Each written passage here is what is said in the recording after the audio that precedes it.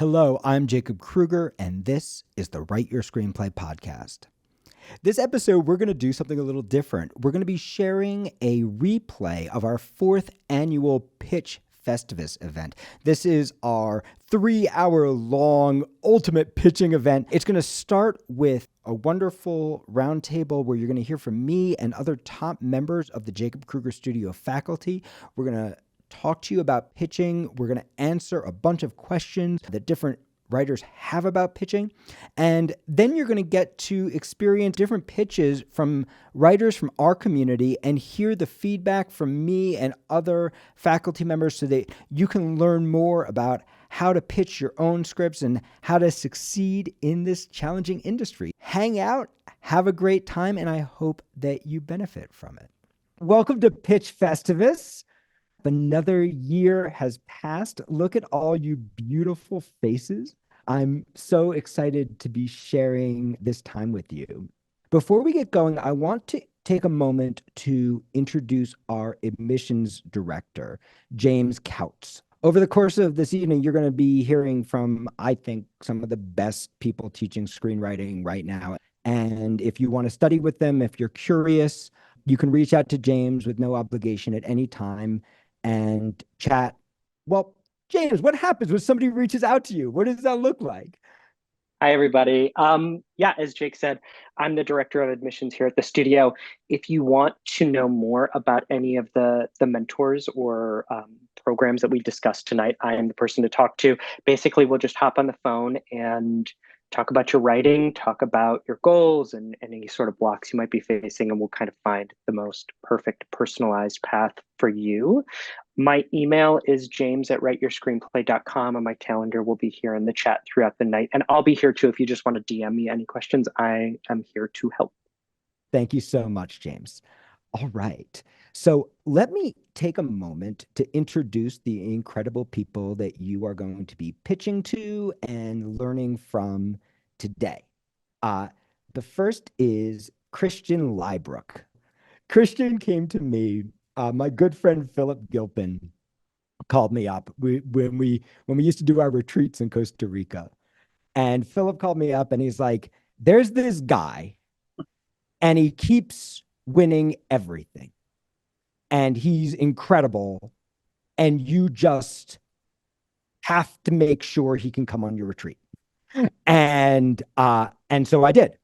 And I very quickly learned why Christian Liebrook is the kind of person that not just people like Philip Gilpin, but now a lot of really exciting producers go to bat for. He is a writer of just tremendous voice and vision, but he's also just an extraordinary educator, right? A person who really knows how to kind of ease the best writing out of people. The first piece of his that I saw was a piece called City of Trees. That's just a beautiful, moving, independent film. He's worked in tiny little self-production. He, by the way, if you like fishing, he's a fishing reality star. And and he's now kind of started to grow in his career from these little micro budget indies and self-produced indies to working with some of the best producers in the business, like Jeff Most and Noah Lang, and right, like just really awesome producers who are now fighting for his work the way Philip was fighting for him many years ago. So it's exciting to have someone who came up through our program, now teaching in our program. Christian teaches ProTrack for us, which is our one-on-one mentorship program. So Christian, take a moment to say hi to everybody. Hey, everybody. Those of you who have been around for the Thursday Night Writes I get to host know that this is one of my favorite things to do, is to be here with you guys, to work with writers, to learn about you and what your goals are, the voice that you've got as a writer and the things that you're pursuing, and anything I can do to help you get there. So, thank you, Christian. Okay, next up, you're going to be learning from Jerry Przigian. Jerry is a multi-Emmy award-winning showrunner. The Jeffersons, Married with Children, The Golden Girls. He was a writer on Frasier and The Nanny. He has worked on, if it was a hit show in the 80s or 90s, a hit comedy in the 80s or 90s, Jerry was on it. And I'll never forget when Jerry's interview with me to start teaching here. And can we get Jerry highlighted? I don't think we have him highlighted yet. There he is. There's Jerry Perzigian. Jerry's interview with me, he said something that I thought was so profound, right? I asked Jerry, I don't know if you even remember, but we sat down in this little cafe, Gimme Coffee in Williamsburg, right? And I sit down with this guy who's a freaking legend, right? Who also just turns out to be the nicest, most caring guy, and all he wants to do is help new writers break in. And I asked Jerry, what would the most important gift you want to give a new writer be, right? And I don't know if you remember this, but Jerry said, first write it true and then make it funny. And that was the moment I knew I was going to hire him. And so I'm so happy that Jerry is here. We've convinced Jerry to offer a new class in the new year. It's going to be starting up on February 13th. It is going to be a TV writers room workshop for comedy only. So if you're writing a half-hour comedy, it's only for 8 writers. If you would like to be a part of that, what you do is let James know now, because it's going to sell out. We have hundreds of people here, and there are only 8 slots. And you can talk about how do you apply and all that kind of good stuff. But it's going to be run just like a real writer's room. Like when Jerry was a showrunner, he is going to show run your show, and on your day, it'll be the entire team, the whole class, collaborating with you as if they were staff writers. Jerry playing the role of showrunner and you playing the role of creator. It's going to be absolutely extraordinary workshop, and I'm so glad we're going to have it. So, Jerry, thank you so much for being with us. That's a good point that you emphasize, that those sessions will be like working sessions, as if the show is really the student's show. And the interaction will be the kind of interaction that writers' rooms, I've described it to you earlier as demythologizing the process. When I grew up, lived in Chicago, didn't know anything about TV, you think one thing. And then when you get there and confront the reality, it would be useful to know that stuff in advance. So when you're in the position, you won't be lost or awed. You'll be like, oh, I could talk to this schmuck, and because I just did. Awesome. And finally, we have Stephen Bagatorian. Stephen's another writer who came to us through introduction. I was talking to my friend Ramphis Myrtle, who's also on our faculty, who's a really wonderful independent film producer. And I said to Ramphis, I'm looking for a new faculty member. I'm like, they have to be top level working writer, but I'm looking for somebody who can hold an artist's heart in their hand. And he said, I'm going to introduce you to the man who wrote the best script I've ever read. And that was Stephen Bagatorian. And Ramphis was right, not only about the quality of Steve's writing, but the quality of Steve's heart.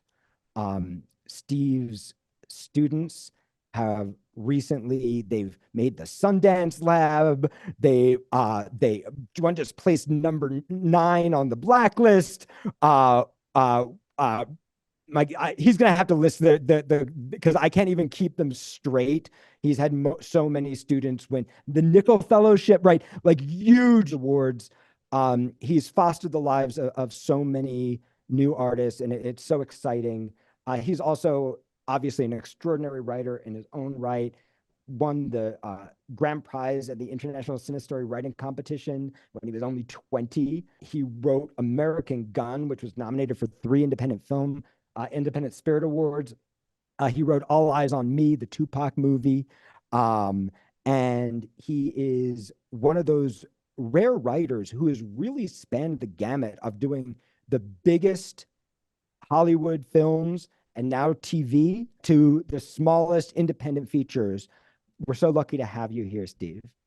Hey, thank you so much, Jake, for the incredibly kind introduction there.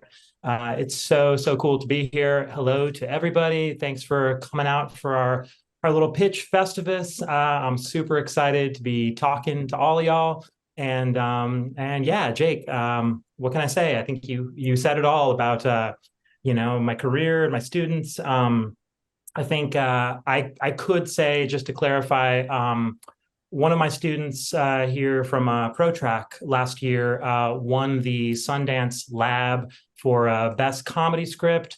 Another one of my students was selected for the ABC Disney Writing Fellowship, and another student won the NBC Directing Fellowship.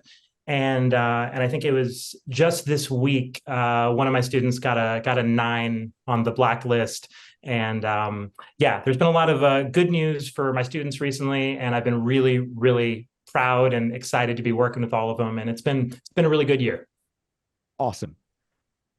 And while we're waiting, Karen Parton Wells was hoping to be here. She has the GI bug that's going around. She is sick as a dog, so she is unable to make it today, but she sends her well wishes.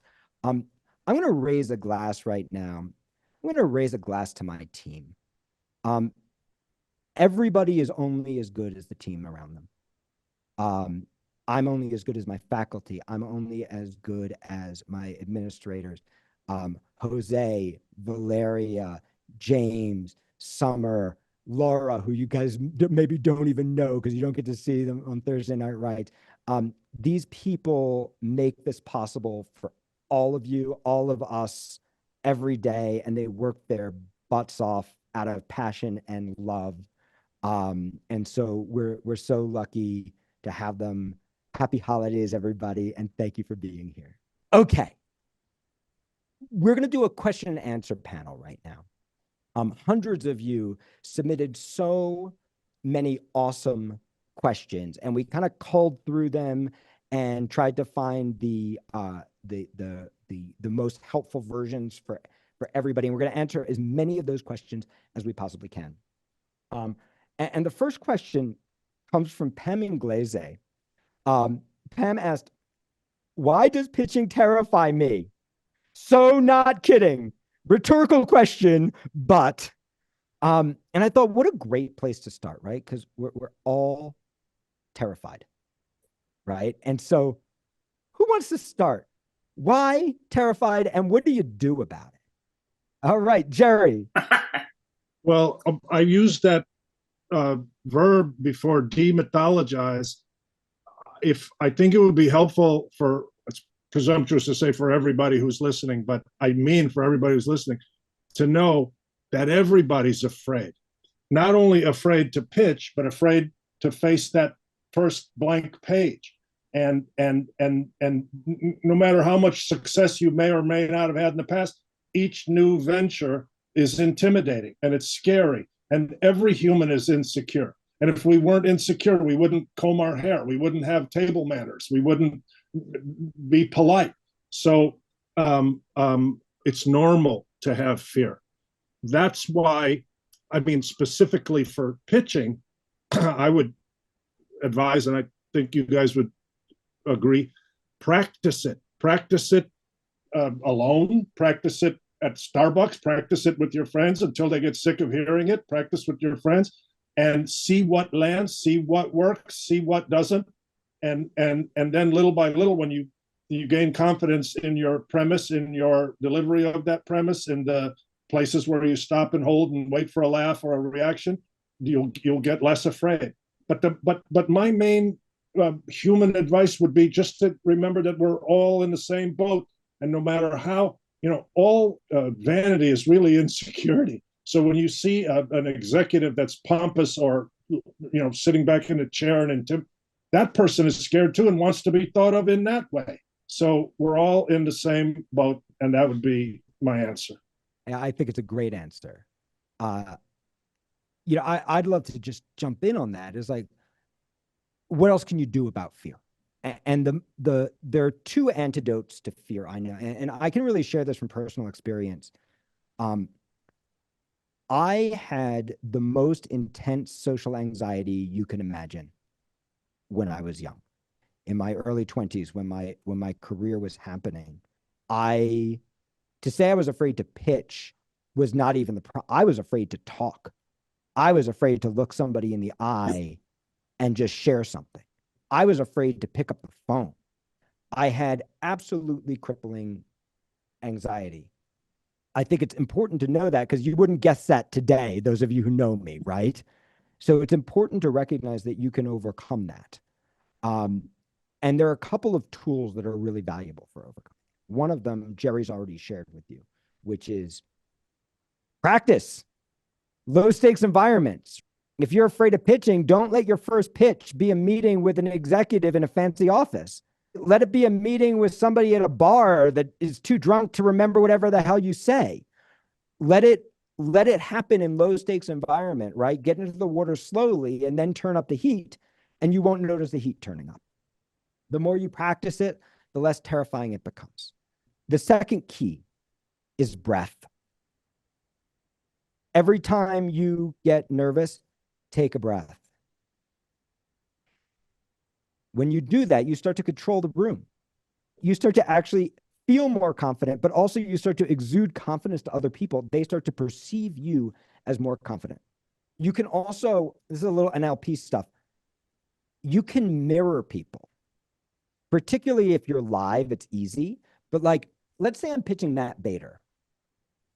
I'm just going to mirror him, right? And I'm not like follow him crazy, right? But like, I'm going to find a time to kind of find his movements. He's so uncomfortable right now because I pointed it out to him. But if I didn't point it out to him, what actually happens is Matt starts to instantly like me. But also, I start to feel what it must be like to be Matt. So what mirroring does is it builds empathy, right? It builds empathy for both of you, right? Matt goes, this guy's like me. And I go, oh, Matt's bored. Oh, Matt's uncomfortable. Oh, Matt's nervous. Oh, Matt's excited. I can start to feel what he's feeling, and that feels safer. The third piece is don't fucking sell. And that's the hardest piece for people to understand, right? Because the whole point of a pitch is like, does anybody not want to sell their script, right? We all want to sell our script. Don't fucking sell. Not if you are a salesperson, please ignore everything I'm saying, right? If you're a great salesperson, please sell. But if you're a normal human being who's not a salesperson and you're not comfortable with sales and you haven't been trained in sales, don't fucking sell. This was the thing that opened it up for me. I was so anxious about selling, about being liked, about saying something smart, about being judged. But I wasn't anxious about helping people. I was never anxious about helping people. I always wanted to help people. And I was always comfortable when I was helping people. Does anybody else feel like that? Like, yeah, I feel comfortable helping people. Your pitch is helping somebody. Your pitch is helping somebody who is in desperate need of your idea because they don't have it. Who's in desperate need, better said, of your script because they don't have it. And if you think of your pitch as an answer to their problem, you're helping them. It's a lot easier to feel safe when you're helping somebody. And we could talk as this kind of continues about what does that mean and how do you kind of turn that around to be helping people. Awesome. Hey, can I piggyback just real quick? Yeah. I think the other thing is our brain tells us this is it. This is the shot. And it puts a lot of pressure on us. But the odds are if you've got an A pitch, that means people are interested and you're going to get more than one pitch. So you don't need to go into it thinking everything rides on this meeting, right? Yeah. You're just going in there to make friends and you're going, okay, cool, let's do this, right? And try and take that pressure off you. So yeah. By the way, I saw something interesting from Amy in the chat. Amy says, when someone mirrors me, it makes me feel uncomfortable that they can't stand on their own. It means they're doing it wrong. If you try to like catch up with somebody, they will feel uncomfortable. If you kind of and if you tell them, they'll definitely feel uncomfortable. But if you generally match their body movement, people have these things called mirror neurons. There's neurobiology around this, right? It is impossible to not feel affinity for somebody who's mirroring you if they are doing it right. So it might just be that you need training in how mirroring works. Okay. Do's and don'ts. Maggie Grant asked, it's always great to hear a list of don't ever do this in your pitch. That would be very helpful. Do you guys have some don't ever do thises?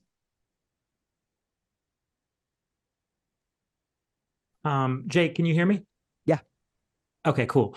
I would say probably one of the worst things I ever did in a pitch was I opened with like a deep kind of philosophical treatise on the nature of language and the history of just like speaking and making noises with our mouth. It was a long kind of a just philosophical thing that I thought was fascinating, that was kind of obliquely connected to the story I was pitching on some sort of metaphorical level.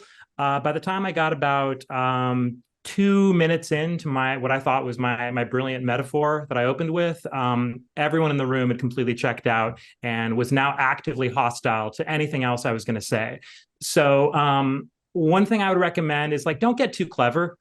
Don't get too smart for yourself or too smart for the room. Don't think that you're a genius walking in there with some idea that no one's ever heard before. Just walk in there humble and excited to tell a good story.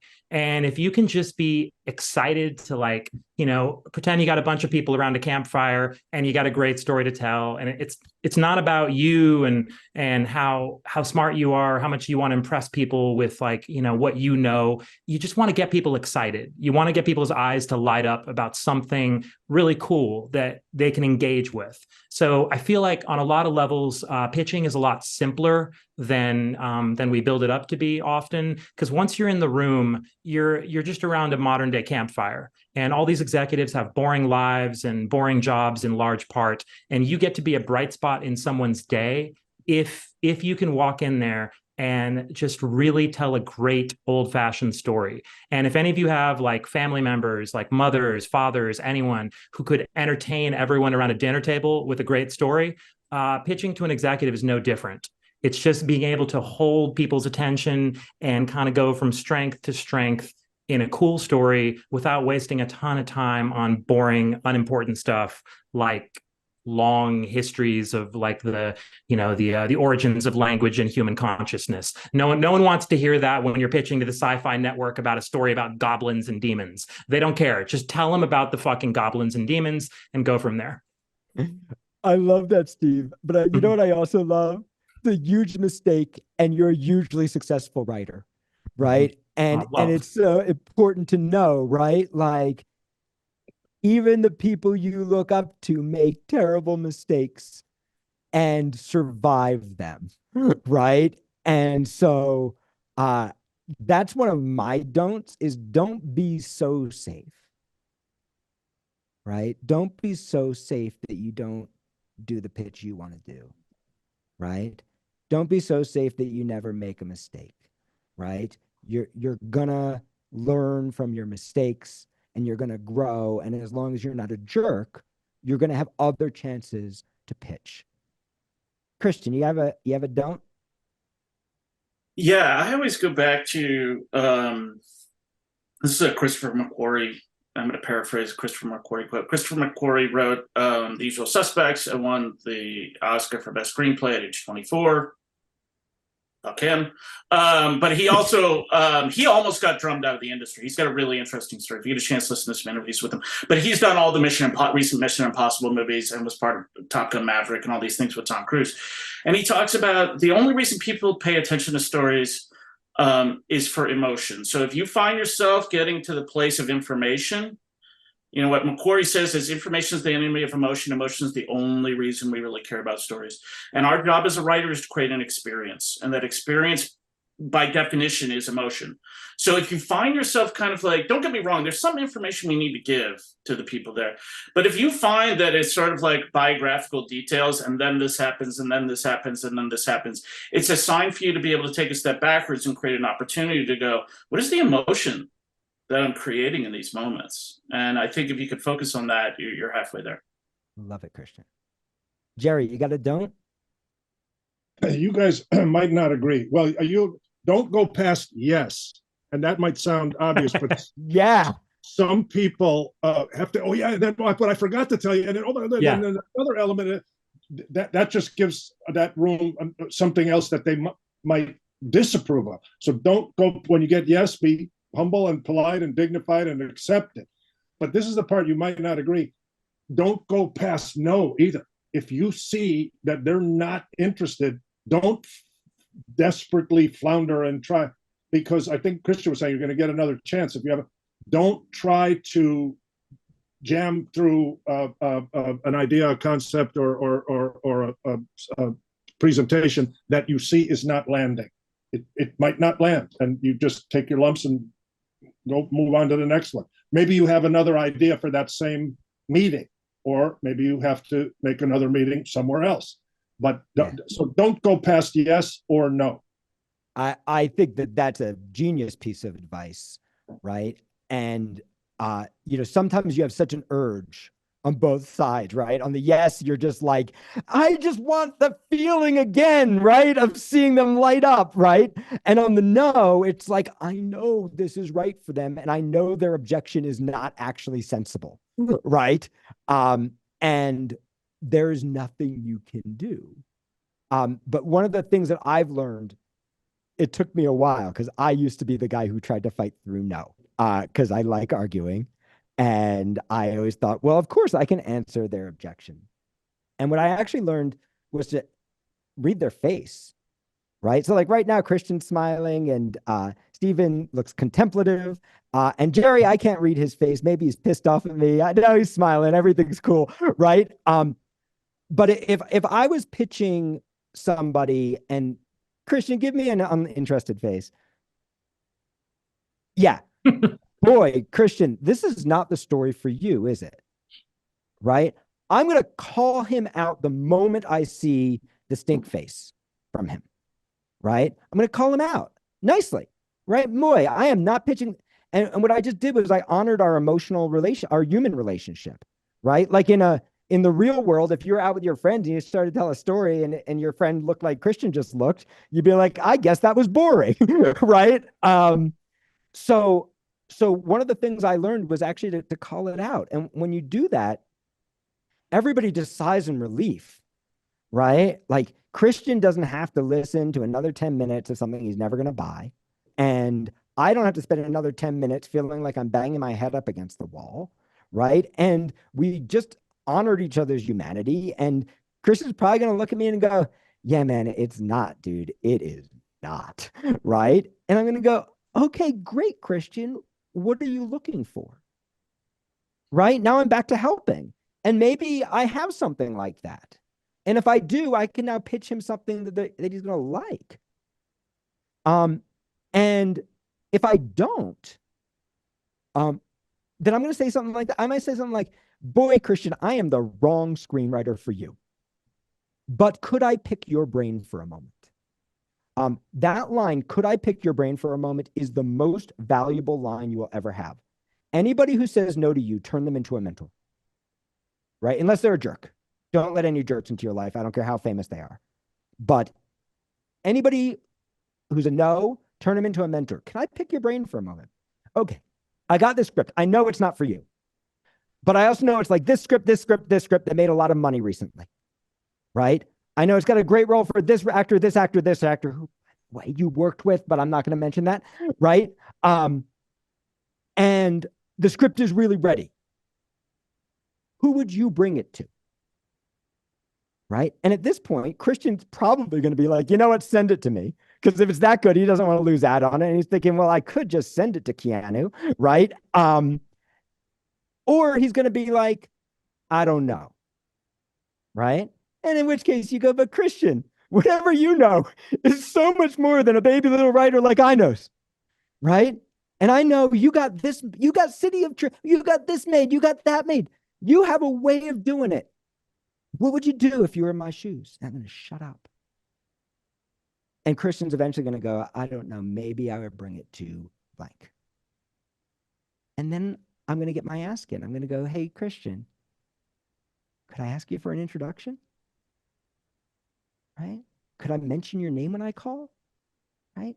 And if he says yes, I'm now a warm call, not a cold call.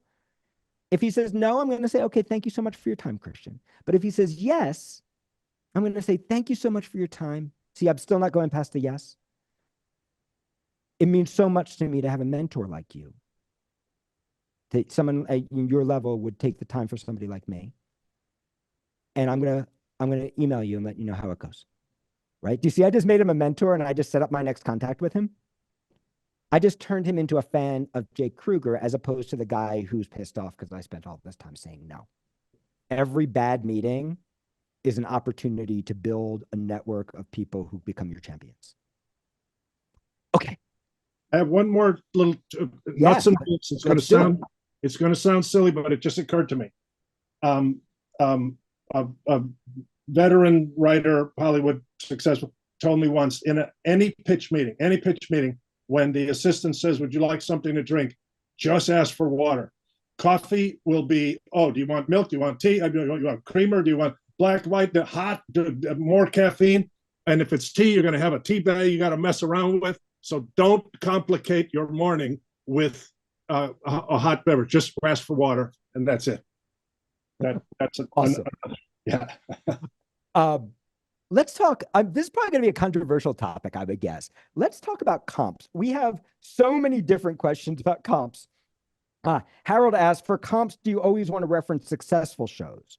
Megan says, so many mixed messages about comps. Is it more about tone, style, format, content? Can I use a comp that's old but iconic, like the Golden Girls? If you're pitching Jerry, definitely. Because he was a writer on it. Is it Maggie Grant asks, is it okay to comp a film when pitching a TV series if I can't find a strong enough TV comp, right? And then Sean asked, I've heard execs are sick of film comps, but I also heard you absolutely have to include them. What's the truth? And so I wonder, first, could somebody, for those people who don't know, could somebody talk about what comps are and what they're supposed to do? And then I'd love to hear, like, what are your thoughts on comps and how do you guys use them or not use them? Okay, sure. I can jump in on that, Jake. So a comp in Hollywood terms is basically when you hear somebody ask you about your movie or your TV show, and they ask you, is it like this meets that? Meaning, is it like It's a Wonderful Life meets Die Hard, or is it like Armageddon meets A Fish Called Wanda? What is the general ballpark that your movie is going to exist in? Now, when I first got into Hollywood, I thought this was silly because I wanted people to realize that everything I was writing was just so highly original. There was no point in like giving comparisons. But what I came to realize is people are asking for comps for a couple different reasons. The most obvious kind of creative reason is that it's very, very difficult for people to imagine the tone of the story that you're writing. And so since they don't trust you to represent the tone in some kind of, florid sentence or two that describes what it feels like, they're just asking you to mention another cinematic experience or a TV experience that your thing feels like. So that way, if they love the comedy in A Fish Called Wanda, or if they love the action in Armageddon, they get a sense for the general ballpark that you're landing in. The other reason they're asking for a comp is they want to be able to say to their boss or their fellow executives that the thing you're pitching has some iota of commercial value. And so they want to know that it compares to something else that has made money, which is why it is really essential to the person who asked this question that, yes, you must only reference comps that have made money. If you compare your film to something that has lost money, that's like walking into an investment meeting with like potential investors for your startup and comparing your business idea to a couple of failed businesses and saying it's going to be like this meets that, and then expecting someone to like back up the Brinks truck to your house. It's not going to happen. So you need to only reference, ideally, highly successful movies or TV shows and dance between the raindrops and pitch your thing somewhere in the middle of that, right? But also be careful, that whatever the things are you're referencing are something that people would have some chance of having seen. Don't reference a successful, Hong Kong action movie from, the early 1980s just to prove that you've got indie kid film school cred, because the executive's just going to give you a blank stare. So reference reasonable films, reasonable TV shows that a normal human might have had some chance of seeing, and also things that have ideally made a lot of money. So that's my little spiel on comps. Yeah. What about old comps? What are your guys' thoughts? I think they're great. I think if you can have an old comp, like It's a Wonderful Life or something like that, it's terrific, but you should combine it with something contemporary. That would be my thought. I hear a lot of people go, it's this meets that meets this. What are your thoughts about lots of comps versus simple comps? Christian, what are your thoughts? I've made Steven talk forever. Yeah, I think there's this strategy. There's a book that I don't know if it's still popular, but back in 10 years ago, there was this book called Don't Make Me Think, and it was about developing websites. And that's my approach for a lot of this stuff, is if you're going to start a laundry list of movies that your movie is like, what it can communicate is you don't know what your movie is, right? And the God's honest truth is, if you've got 2 strong comps, that should be plenty. Right. So I would say keep it short and sweet. The one thing I would add is that I think there's different ways of doing comps. One of the questions we got was around, can I pitch tone, or can I say, it's sort of like it's akin to the tone of Fargo, the TV show. And I would say, yeah, absolutely, we can do that kind of stuff. If you're going to do this meets that, you've got to make sure that those 2 comps are different. Right. Because otherwise it's not this meets that. It's actually just cumulative. It's like, No Country for Old Men meets There Will Be Blood. And it's like, well, those are kind of sort of in this, they came out in the same year, the same, right? So we want to make sure that what we're actually doing is looking from the outside in. What is that producer, that development exec that's sitting across the table? How are they going to respond to it? It can't always be from the inside out, where it's like, this is what I want to say about it. Right. So that's what I would. Yeah, I my background doesn't have a hat. I've just found out in the chat. I feel deeply hurt, team. Christian's point is really good. A comp has to be so clear, right? It's this meets that, and they go, oh, right. If you pitch this meets that to your friend, and they look at you like, oh, right. Your comp isn't a comp yet. It's not doing what it's supposed to do, right? When you say this meets that, you want to see people's eyes light up, right? Otherwise, you may as well not have a comp, right? Because your comp's not doing any good. And that's actually more important than, am I pitching TV comp for TV? Am I pitching feature for feature? Is it old? Is it new? And you're going to get, and with all pitching things, you're going to get conflicting advice the moment you step into a meeting with development executives, right? Because development executives are not all the same person. And by the way, they're not all good at their jobs, right? Some of them are great at their jobs, right? The top of the bell curve. And some of them are average at their job, most of them, right? And some of them really suck at their jobs, right? And so just because they're an executive doesn't mean they're actually good at their job, right? And it doesn't mean that their feedback is correct. Right. And so one person's going to go, you have to have comps. And the other person's going to go, I hate comps. Don't give me comps. And the other's going to say they should be newer. And the other's going to say they should be more iconic. And then the other's going to say they should be less iconic because everyone uses the iconic comp. Right. And what I'd say is the comp, if you're going to use comps, should make somebody go like this. Oh, right. So personally, I don't like comps. I don't like using them. And that I like making the person I'm pitching say them, right? So I like crafting a pitch in such a way, if I'm pitching Jerry, right, that Jerry at the end of it goes, oh, is this meets that, right? If I can practice my pitch and people go, oh, it's this meets that, I know my pitch is really working. And then at the same time, I'm always going to have my comps in my back pocket because some producers really, really like them. Right. And if they want them, you better be able to be like, bang, here they are. You could also give a comp with a twist. So like I'm working on a piece called The Amateurs right now. That basically Ocean's 11 if everyone sucked at their job. Right. And so you don't need another comp. You already got what it is. You got what the tone is. You got that it's funny. You got that it's going to have the action and the adventure and the heist sequences of Ocean's 11. And you get that, oh, it's Ocean's 11 meets Dumb and Dumber, right? I didn't have to give you Dumb and Dumber for you to get it.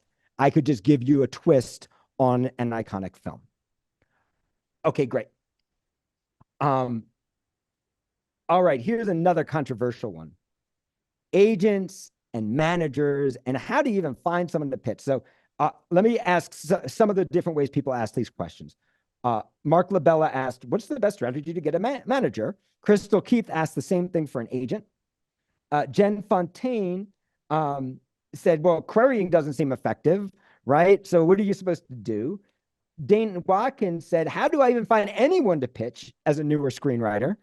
And then C. Nathaniel Brown asked it on like a little bit of a more professional level, right? How do you find producers, production companies, and executives to pitch once you perfected your pitch? How should you craft your pitch knowing that the pitch itself will change depending on who you're pitching?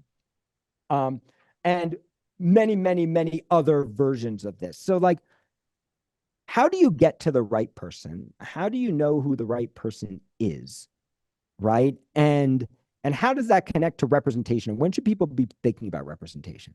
My answer might be slightly annoying to some writers, but it's honestly like I think a true and useful answer. I think that the vast majority of writers who are looking for representation are not, in fact, ready to be represented. And it's just a giant waste of time to send out scripts that are not really up to snuff to a whole bunch of, managers and agents. It's just kind of it's an exercise in futility. What I like to tell writers is if you want to get a manager or you want to get an agent, just become highly obsessive about your craft and become highly obsessive about writing not just a good script, but a great script, and pushing yourself to become a fantastic screenwriter. And what I've found is that when someone crosses a certain threshold as a writer, whether they're a student or a friend or a colleague or whatever, when you read a great script, it's incumbent upon you as someone who has any connections to want to help that person. And so anytime a student of mine writes a script that I think actually deserves representation, I'm the first one to volunteer and say, hey, do you want me to send this to my manager? Do you want me to send this to such and such person I know? Because I see that they're ready and I know that it would be worth sending. So what I've found is if you really focus on your craft, your work will do the networking for you. And the more you get your scripts out there, people will want to help you if they read a script that they think is truly great. But if you're not writing really great scripts, then you don't have any business really wondering about managers or agents. You should just be focusing on craft. And once you're kind of in that ballpark, managers and agents will suddenly pop up in your life because things will start happening that will bring them into your life. And as an example, my student I mentioned, who's my ProTrack student, he just got a 9 on the Blacklist website a few days ago this week. And he's been texting me the last couple of days because the day he got the 9 on the Blacklist, an agent from CAA emailed him that evening. Now, he's been trying to get an agent for years, but now that he's got a 9 on the Blacklist, CAA is contacting him. And so really, he's just kept his nose to the grindstone for the last 2 years, writing. And he's been working on the same script with me for 2 years in ProTrack. And he's finally starting to get attention for it. But he has been just a madman about his craft. Week in, week out, he's been obsessing over every single scene. And in my experience, it's that kind of focus that can catapult you into a place where reps are looking for you. And I think that's a much stronger position to be in rather than kind of running around the digital town with your hat in your hand, sending out emails to 200 people, waiting for someone to discover you. Just write a great script. write a great script, put the great script out there, and at that point, the world can change if your craft is at the right level. That's my experience. Christian, I'll do you want to jump chime in? in. Yeah.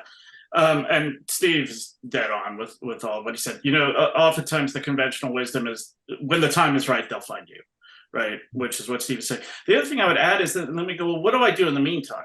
Right? Do I just only focus on craft? And some of you know I live in Idaho, right? And it's like the mecca of filmmaking and screenwriting is Idaho. I have to work extra hard because I'm not in LA, or New York or one of these other places.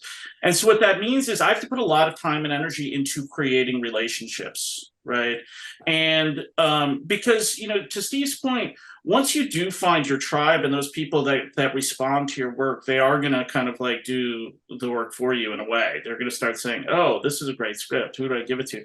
But, if we can start to create those relationships and really create community, like when I think about this stuff, it's just like, I'm just trying to make friends. Like the more when we start to query people, kind of what we're saying is, what can you do for me?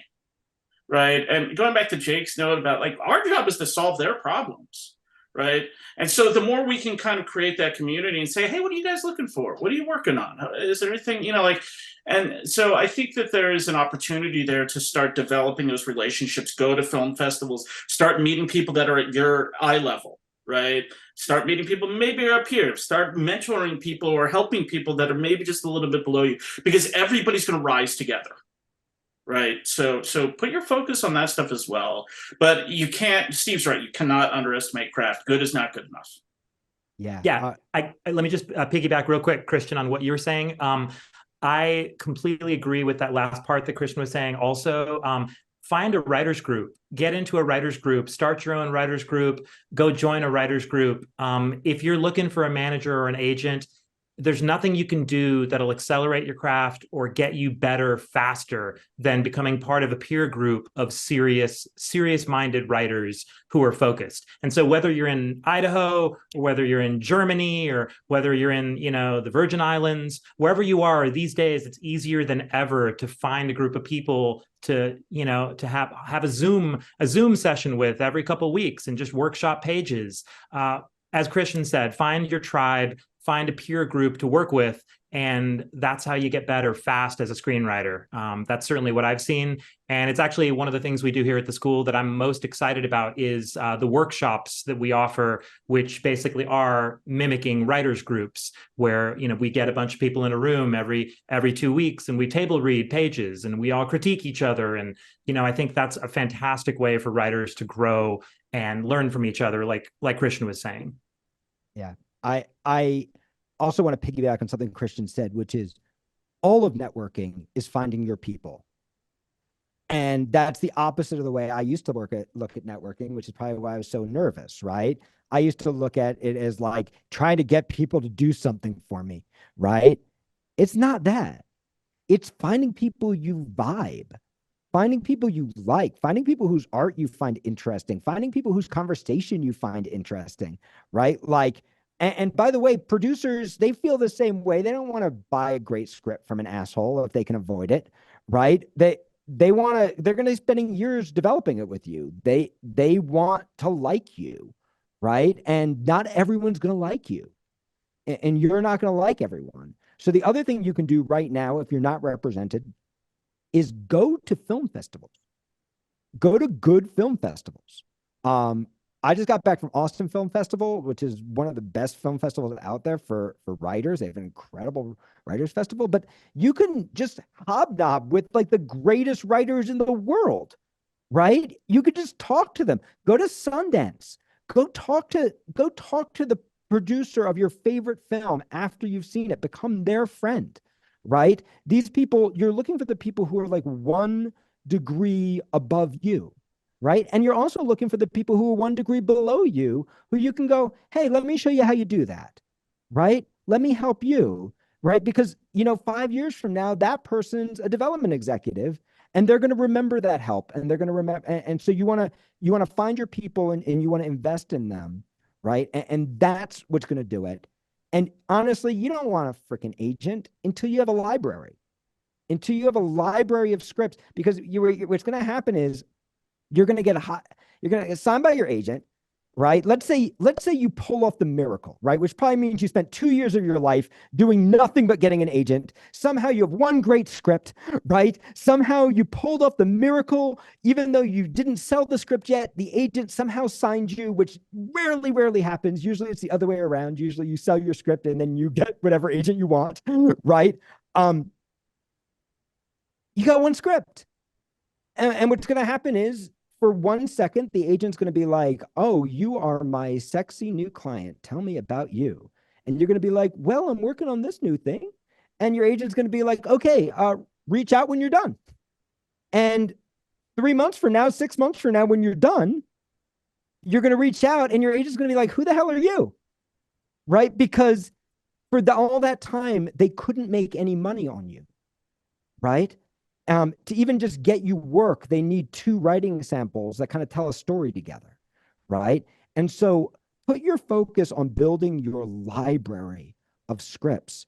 They don't have to be the same genre, but they need to tell a story together about who you are as an artist, right? And they all need to be of the same quality. And you want 3, 4, 5 unbelievable scripts. And what that's going to do is that's going to put you in a position when you do get signed where your agent's like, I can get you writing gigs. I can make money on you. And if they make money on you, they invest in you. If they don't make money on you quick, they forget about you. And now you're just searching for another agent. You're just back in that same circle again. Okay. We have time for one more question. I'm going to direct this one to Jerry, because there's a different kind of pitching that happens in a writer's room, right? When we think about pitching, we're often thinking about like, how do I sell a script, right? But there's a whole other realm of pitching, which is like, I'm in a writer's room. I'm working. Jerry's my showrunner, right? There are 8 other writers in this room, right? And I have an idea, and I'm curious, like, as a showrunner, Jerry, what are you looking for when a writer speaks up? What are the kind of contributions you're looking in those kinds of pitch, when the pitch is a contribution to a story that people are developing together? My answer would probably be obvious. First of all, has to fit the theme or the premise of the show and service the characters of the show as it exists. So it can't be from the moon or incongruous just because it's funny. Back to what you were saying earlier. Don't start with funny. Start with a thought that, well, somebody told me the day I got to Hollywood in the 80s, and it's still true, that whatever is personal is universal. And so maybe, there are no rules, but because some people make a great living out of just wild imagination, but I prefer something grounded in reality. And I don't know if that's like across the board essential in television, but to me it is. There was a guy that produced Everybody Loves Raymond, and he ran that show so efficiently that people went home at a reasonable hour to have dinner with their families. I never heard of such a thing in TV. But one of his stipulations was, I'll let you go home at 6 o'clock with the assignment. Pick a fight with your significant other, and then tell us about it tomorrow morning so that we can play around with it and see if we can turn it into an episode. And he literally required his people to have domestic battles at home and then report about them at work, because that's what that series was. So I don't know if that answers the question, but whatever is personal is universal is how I would start. And you don't always need, if you're pitching in the room, you don't always need the resolution. You just need the predicament, and then maybe the obstacle to that predicament, and then hope that, because in comedy, I don't know if it's true for you guys screenwriting, in comedy, half-art to TV, literally, absolutely, and there's hardly any absolutes, nobody does it alone. It really is a group effort always. Because I think that, comedy by definition is surprise. A punchline is a surprise. So if you're just thinking linear in one direction, it's not going to be as funny as if some pot smoking knucklehead in the room says, "Well, what about this instead of that? Oh, okay, let's try that."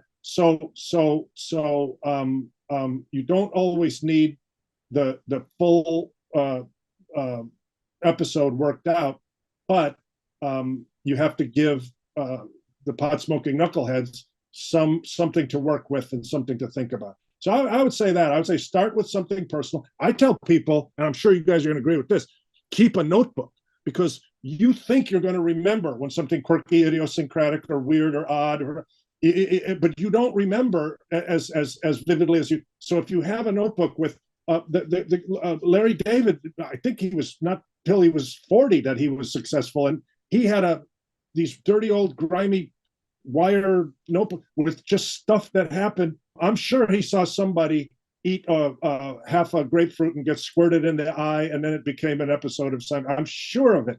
So that's another example of whatever's personal is universal. Keep track of it, keep a record of it, and don't be shy about. And then lastly, I'll say, don't be afraid to make an ass out of yourself. Because if you are reticent and quiet, especially in comedy, you will be marginalized and nobody will pay attention or try. But I tell my staff the opposite of the stupidest idea in the world is the smartest idea in the world. So even if you tell me the worst piece of shit idea, if I flip it around, it becomes the best idea. So you're contributing even if you say something dumb. So don't hold back. Try to be personal and imaginative, and trust your or work with your peers. You guys were talking a lot about likability. Be likable enough that the other people are going to help you rather than sabotage you. Yeah, beautiful. Thank you all. That was such an incredible hour we just spent together. We're about to transition into the next phase where we're going to start hearing pitches. So the team is our wheel ready? Our wheel is ready, but also our first pick from the Instagram contest is ready. Oh, yeehaw. So, and who is that pick? It's JD Ellaby. All right. So JD won our Instagram contest, and that means he's going to be the first person to pitch. Give him a round of applause for being first. Let's get Christian Liebrook and JD up so that Christian can hear his pitch. Let's get his clock up so he can get started. Over the past 25 years, I've traveled well over 1 million miles in search of the next MLB star. I've been chased down back roads in West Virginia. I've been cornered in the parking lot by angry parents. I've even been pulled over by the federales in the heart of cartel country. I mean, they lined us up on the side of the highway. I hadn't seen Sicario yet, but I was a little worried. My name is JD Ellaby. I'm a Major League Baseball scout, and I'd like to invite you into my world. I would come off the road. I'd have all these stories, and my wife, daughter, and son would listen. And my wife finally said, "You need to write these down." And so that's what I did. I put them into an hour-long pilot. It's a drama titled The Kingmaker.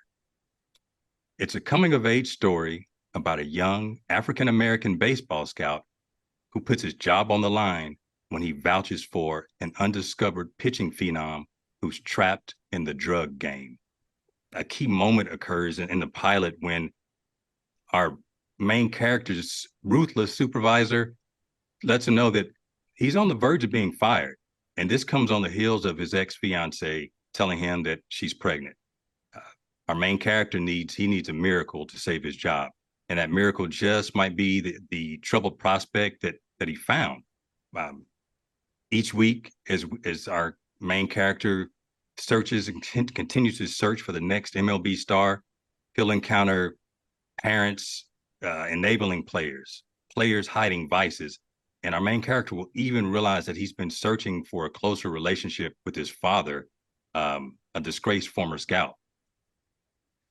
As the series progresses, our main character begins to understand that his job is bigger than just a scouting job. He has the opportunity and the power to change lives. As he realizes this, he starts to embrace his role as the kingmaker. Thank you. All right. Wow. JD, great to meet you. I'm a Red Sox fan, so I see your Tampa Bay hat there. Yeah, hey man, good battles, good battles. That's true. That's true. Um, really, I thought that was a really strong pitch. It's obvious, at least to me, that you have really honed this. You've practiced it. You've got it in front of people. You've gotten feedback, and you've really worked on how do I do this? How do I present this in a very short window, right, of time, right? Some of the things that really stood out to me is your background as a baseball scout, right? It's like, oh, because a lot of what we're selling is ourselves, right? As the writer, as the creator. And one of the questions we always kind of get, whether it's implied or whether it's explicit, is why are you the person to tell the story, right? And it's clear why you are, right? And this is also a story that it goes deep into the baseball community, right? I'm always a fan of microcosms, worlds that I don't encounter on a daily basis, right? And I think the more specific we can get, this is a paraphrase of what Jerry said about, making it personal. The more specific we get, the more universal it becomes, because we live our lives very specifically, So I love everything that you're doing. One of the things that I might put a little bit of focus on, but really had really strong pitches. I wanted to get just a little bit better sense of who that protagonist is, and sort of, you mentioned that sort of the story engine is going to be from week to week. He's going to be looking for a new sort of prodigy or a new phenom. And I sort of got a little bit confused as to whether, is this sort of a case of the week thing where he's going to be looking at a different phenom every time? But then at the same time, you said that he discovers a phenom who's trapped in the drug world or in the drug trade. So honestly, I was like, I want to watch this show, right? So really nice work. And we'll see what Jake has to say. Awesome. Thank you, Christian. And by the way, I saw the question in the chat. Please chat in everything that works, everything that resonates for you in the pitches that you're hearing, because after they're done pitching and they've stopped shaking, the wonderful people who are pitching will be so moved to see what your thoughts were in the chat. The only reason we're not reading them aloud is just to move through things quickly today so we can get as many pitches as we can. So JD, this is my second time hearing the pitch. I heard it at Thursday Night Writes, and I think it's even stronger today. You are really, really good at pitching. And I'm the same with Christian. Like, you'd have to hog tie me to keep me from watching this show. Like, I want to watch this show. I really liked the moment that you chose to introduce yourself this time. You were like, I'm JD, right? And I want to invite you into my world. And I was like, I want to know about his world, right? Like, it was a really nice, elegant pitch. I love the title. How do you know he's good at pitching? How do you know he's not a left fielder or a catcher? How do you know he's... So I love the Kingmaker as a title. I still want to add a little more structure to this pitch, JD. I actually think if you came in when I was a development executive and you pitched me this, I would be like, let's see the script. Absolutely. And I would also be asking myself, maybe there are some structural challenges in the script, right? Because usually when I hear little structural things in a pitch, there are little structural things in the script.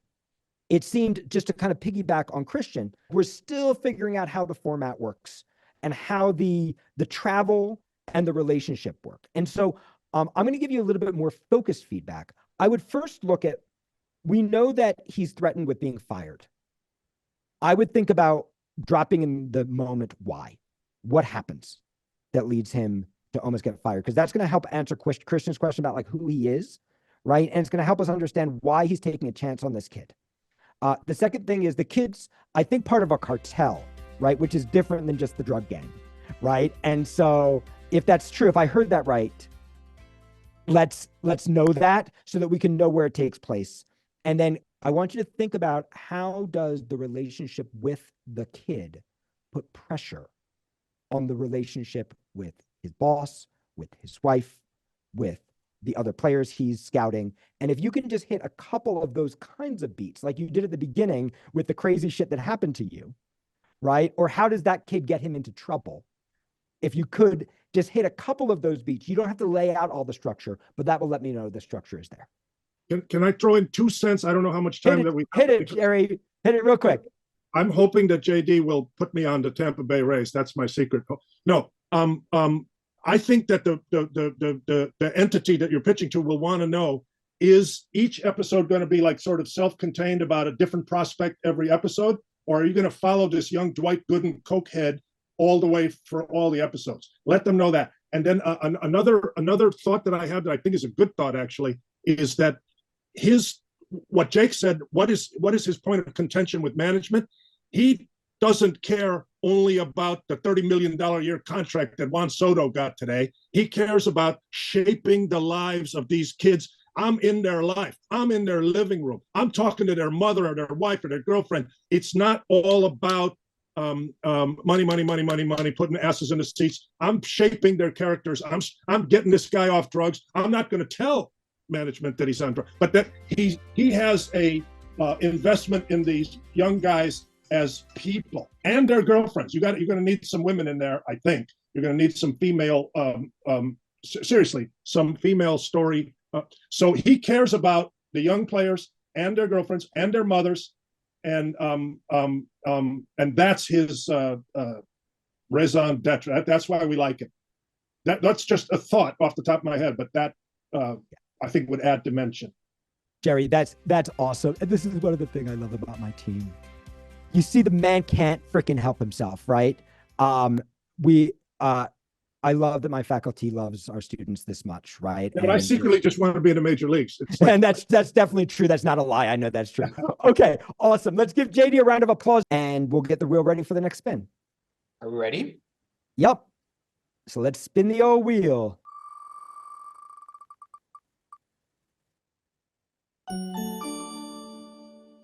Fred Masick. Hi, just to let you know, my last name is actually Mazik, like the word Mazik. All right, let's get the clock up, and Fred will start pitching. Let's do it. My name is Fred Mazik. I'm a recent widower of a 20-year intergenerational relationship. My husband's name was George. When we met, I was 21 and he was 70. Whoa, wow. So I got a question for you. If pain were a puzzle, what's puzzling you? The name of my title is called Pain Reliever. And it follows the main character. His name is Madison. And he has the ability to take people's pain away. He's not going to cure them. You know, if the person has cancer or what have you, he's not going to cure them. But he'll at least give them a period of pain-free at some point. He can't control how long it lasts. Maybe an hour, maybe a day, maybe until the person dies. His primary choice for clients are people who are either terminally ill or very sick kids. His best friend, her name is Kennedy. Kennedy is a theater major, specifically doing special effects and makeup. And to help him along the way, she will produce masks or makeup so that no one really knows what he looks like. Because the fear is that if someone finds out who he is and he has this ability, they're going to become addicted and wanting to use him for every single pain and ache they may have. And it does not work that way. Medicine is also being helped by his grandfather. His grandfather had the same ability, except he decided to not use it. And so he's living vicariously through his grandson who has the same ability. So how does all this work? That's why I asked you, if pain were a puzzle, what's puzzling you? On each episode, for each client, they get a separate puzzle. It could be something intricate as a 50-piece puzzle. It could be something as simple as connect the dots. But the puzzles are always going to be tailored around the person who is the client for that week. Each week is a different puzzle. Puzzles don't repeat. In the pilot, the puzzle that I used was a connect the dots puzzle in which Madison and his childhood friend, they both get hurt in an accident, which is when he first learns the ability. When he gets a little older, his grandfather shows him how to use the ability, you know, tools of the trade. The final part of the pilot, Kennedy is actually raped. He accidentally uses his power on Kennedy. Her puzzle is a labyrinth, and the labyrinth is going to be one of the main puzzles of the first season. Something's chasing her. Someone's chasing him. Who's the rapist? So again, if pain were a puzzle, what's puzzling you? Thank you. Let's give him a round of applause. All right, Steven. Okay. Well, Fred, really, really good to meet you. And that was a fascinating and super original pitch. I actually really love the concept. The concept is very unique, and it does not sound like any TV show that I've seen necessarily, which is a really good thing. I'm totally intrigued by the whole setup and also your personal story that you shared with us at the beginning there about recently being a widower, and I'm so sorry for your loss. Coming out of the what you described as the intergenerational relationship, which is also such a unique life experience, which is really fascinating for a storyteller to be able to draw on something like that very few people can speak to. So I think that's, first of all, it's really intriguing. Like, that makes me lean in because I'm interested. And then second of all, it's also obviously deeply emotional, and it makes me think that the story is going to be a passion project for you. So that makes me lean in even further. So on a couple levels, you really got me with the intro. Now I like the way that you kept coming back to your kind of like your tagline. If pain was a puzzle, what's puzzling you? You got that to really kind of lodge into my mind by like the repetition and kind of hitting that like a chorus over and over again. I thought that was really smart. I thought that set a really nice rhythm and a nice pace to kind of like chop the pitch up into little chapters. So I thought that worked super well.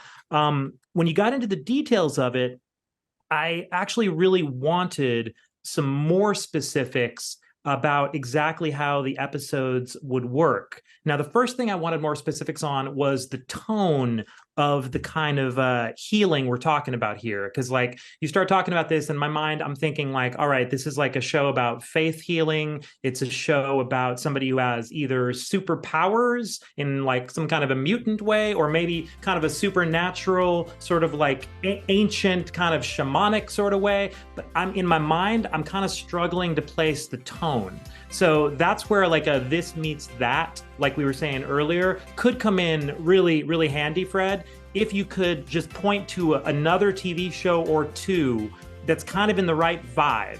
Like, are we closer to the X-Files, or are we closer to, ER? Like, are we somewhere in the middle, or are there other shows we could reference? I kind of want to get a sense for just the general ballpark, because on the bright side, the show sounds super unique to me.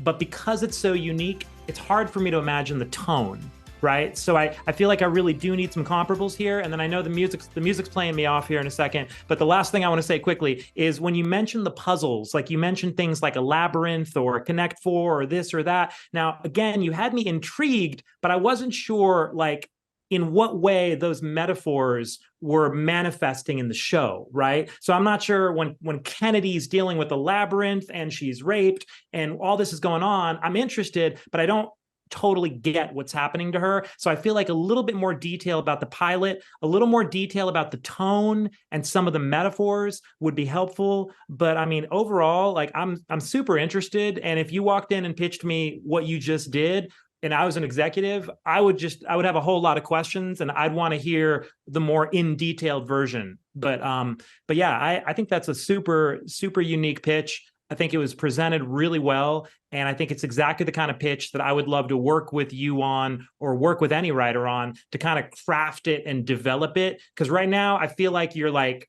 60%, 65% there, but like that last 30, 35%, I think this could be just a dynamite pitch. And I think right now I think it's really solid, and I love the idea. So great job, Fred. May I give you my comp? Yeah, for sure, please. Yeah, real quick. Green Mile meets The Shining. Green Mile meets The Shining. Oh, okay. I like that. The only thing I would say is if it's a TV show, it would be great to throw a TV comp in there as well, along with those two. But that's helpful, though. That definitely helps me, because Green Mile's a certain tone, Shining's a certain tone, and that's very helpful. That puts me in the right ballpark at least. But it would be great, to put it in a TV space a little more. But yeah, I'm going to cut you off so I could jump in, because I want to get to as many pitches as we can. Yeah. Brett, you've got a fantastic premise here, right? Oddly, the part that I connected to most was not the puzzle. I connected to the most of the idea of you can take away somebody's pain. And I made an assumption, but you start off by kind of giving us this pitch, about your recent loss, right? And I heard it kind of implied in there, like this wish, right? This wish of like, if someone could take this pain from me. And I think you can give voice to that wish in your pitch because it's a wish that everyone has felt. If someone could just take this pain from me. And then here's this character who has this gift that's passed through his family that his family does not use. That is so fascinating, right? And there's a reason, but the kid doesn't understand it. And there's this relationship that even though it's a different relationship than yours, it's also between a much older person and a much younger person with different points of view, with real love. And something happens and it makes the person use this gift, right? And I think if you could see when I pitch it like that, the structure of it starts to become really clear when I start to piece away some of the other elements. And then what I'm looking for is like, what goes right? What are the kinds of things that go right? And what are the kinds of things that go wrong? How is grandpa correct? And how is grandpa wrong? And what are the beautiful and terrible things that happen when people's pain can be removed? Because I think that's the wish that's underneath all of this. That's the emotional core of this. So if this was my pitch, I would land that piece first. And then I would layer the puzzle stuff on top. And I would really think about, how am I going to make that puzzle stuff so clear? The tone of it's clear. The idea of it's awesome. But how does that connect to the actual problem of the character moving through the story? That said, another beautiful pitch. Thank you, Fred. Let's give another round of applause. Happy holidays, everybody. Yeah, great. Yeah, great stuff, Fred. Helen Gleason, Cloud9. All right. Hello, Helen. Hello. We're going to throw up the timer so you can start pitching. All right. I'm Helen Gleason. I'm coming to you tonight from Boulder, Colorado. Synchronicity. It's kind of been the center of my life. People show up different times, different places. Sometimes it's just shocking how they're there when you need them. And so my feature film, Cloud9, is a rom-com, a buddy movie, a coming of age. It's for septuagenarians like myself. They get together in a retreat center and they relive their 1988 friendships. At that time, Hope was a salesperson who trained people in things like accessing their intuitive selves. And then I can't believe okay.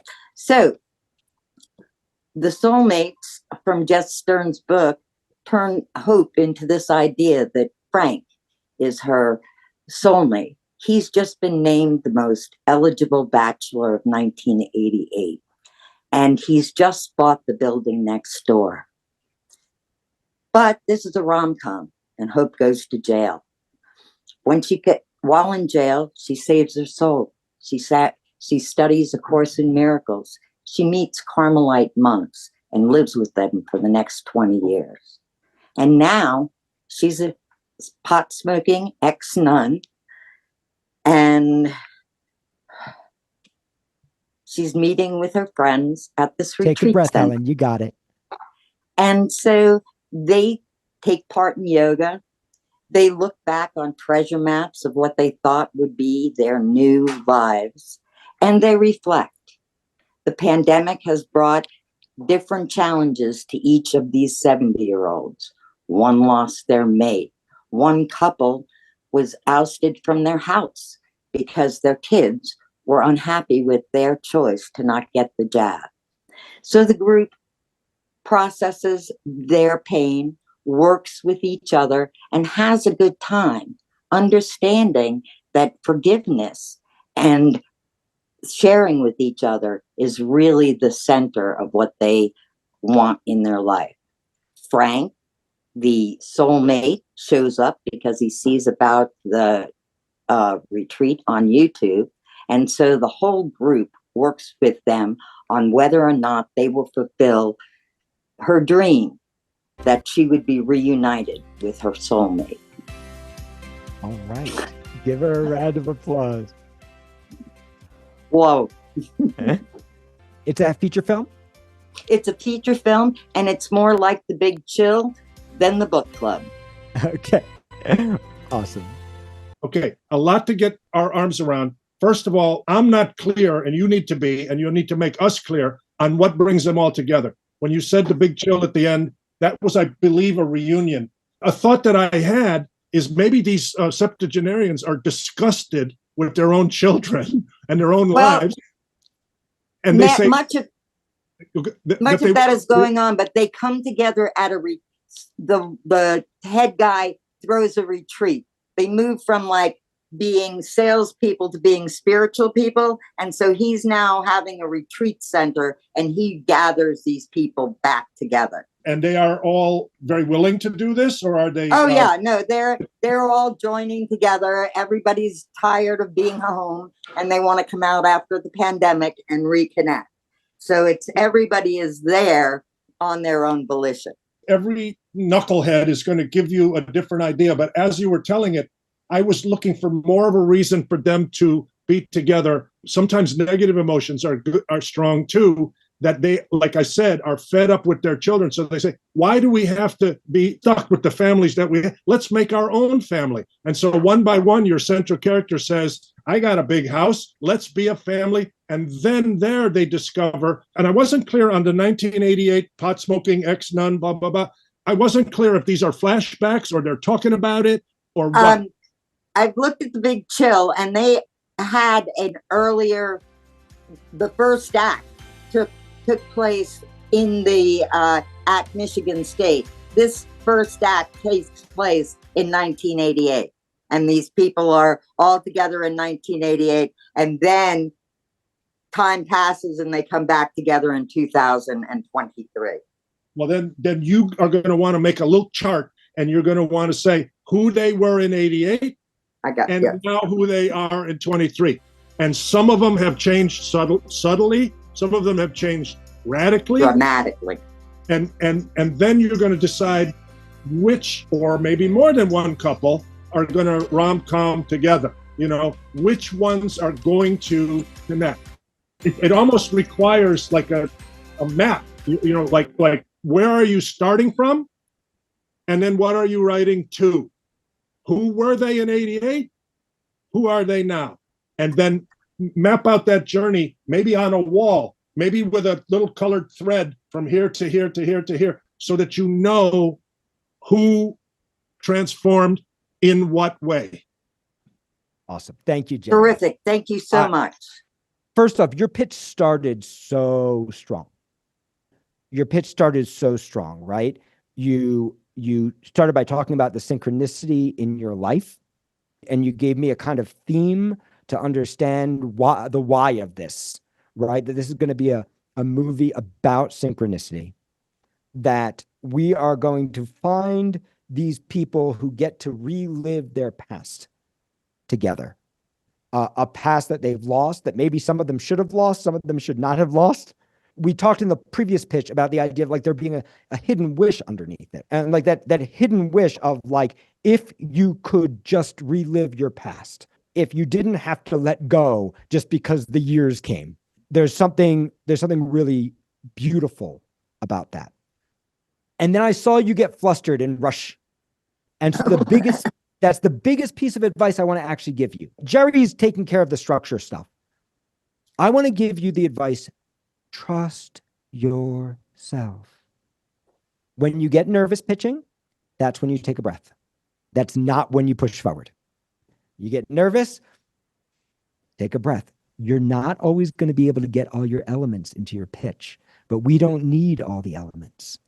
We need the elements you give us to land. This is a great learning experience for you. Okay. And I saw you then, you caught up with it again. You were like, okay, I started to introduce things too fast. And I saw you go, oh. So the big note for you, Helen, is just take your time. Thank you, gentlemen. Thank you. Let's put up the voting. Thank you, Helen. And yeah, Megan, you're right. The timer makes it hard. So does being in a room with someone who can help you. Get used to it. Get used to it, being nervous and fumbling. And when you get nervous and fumble in a script, you stop and you take a breath and you go, I don't think everything I just said was clear. Let's go back. You can always fix no matter what mistake you make. And if you get 3/4 of a great pitch out, that's better than getting 100% of a bad pitch. 1 is lowest, guys. 5 is highest. So you're ranking on a scale of 1 to 5. 1 is lowest, 5 is highest. Okay, great. Then Ready? let's get Christian back up here and let's spin the old wheel.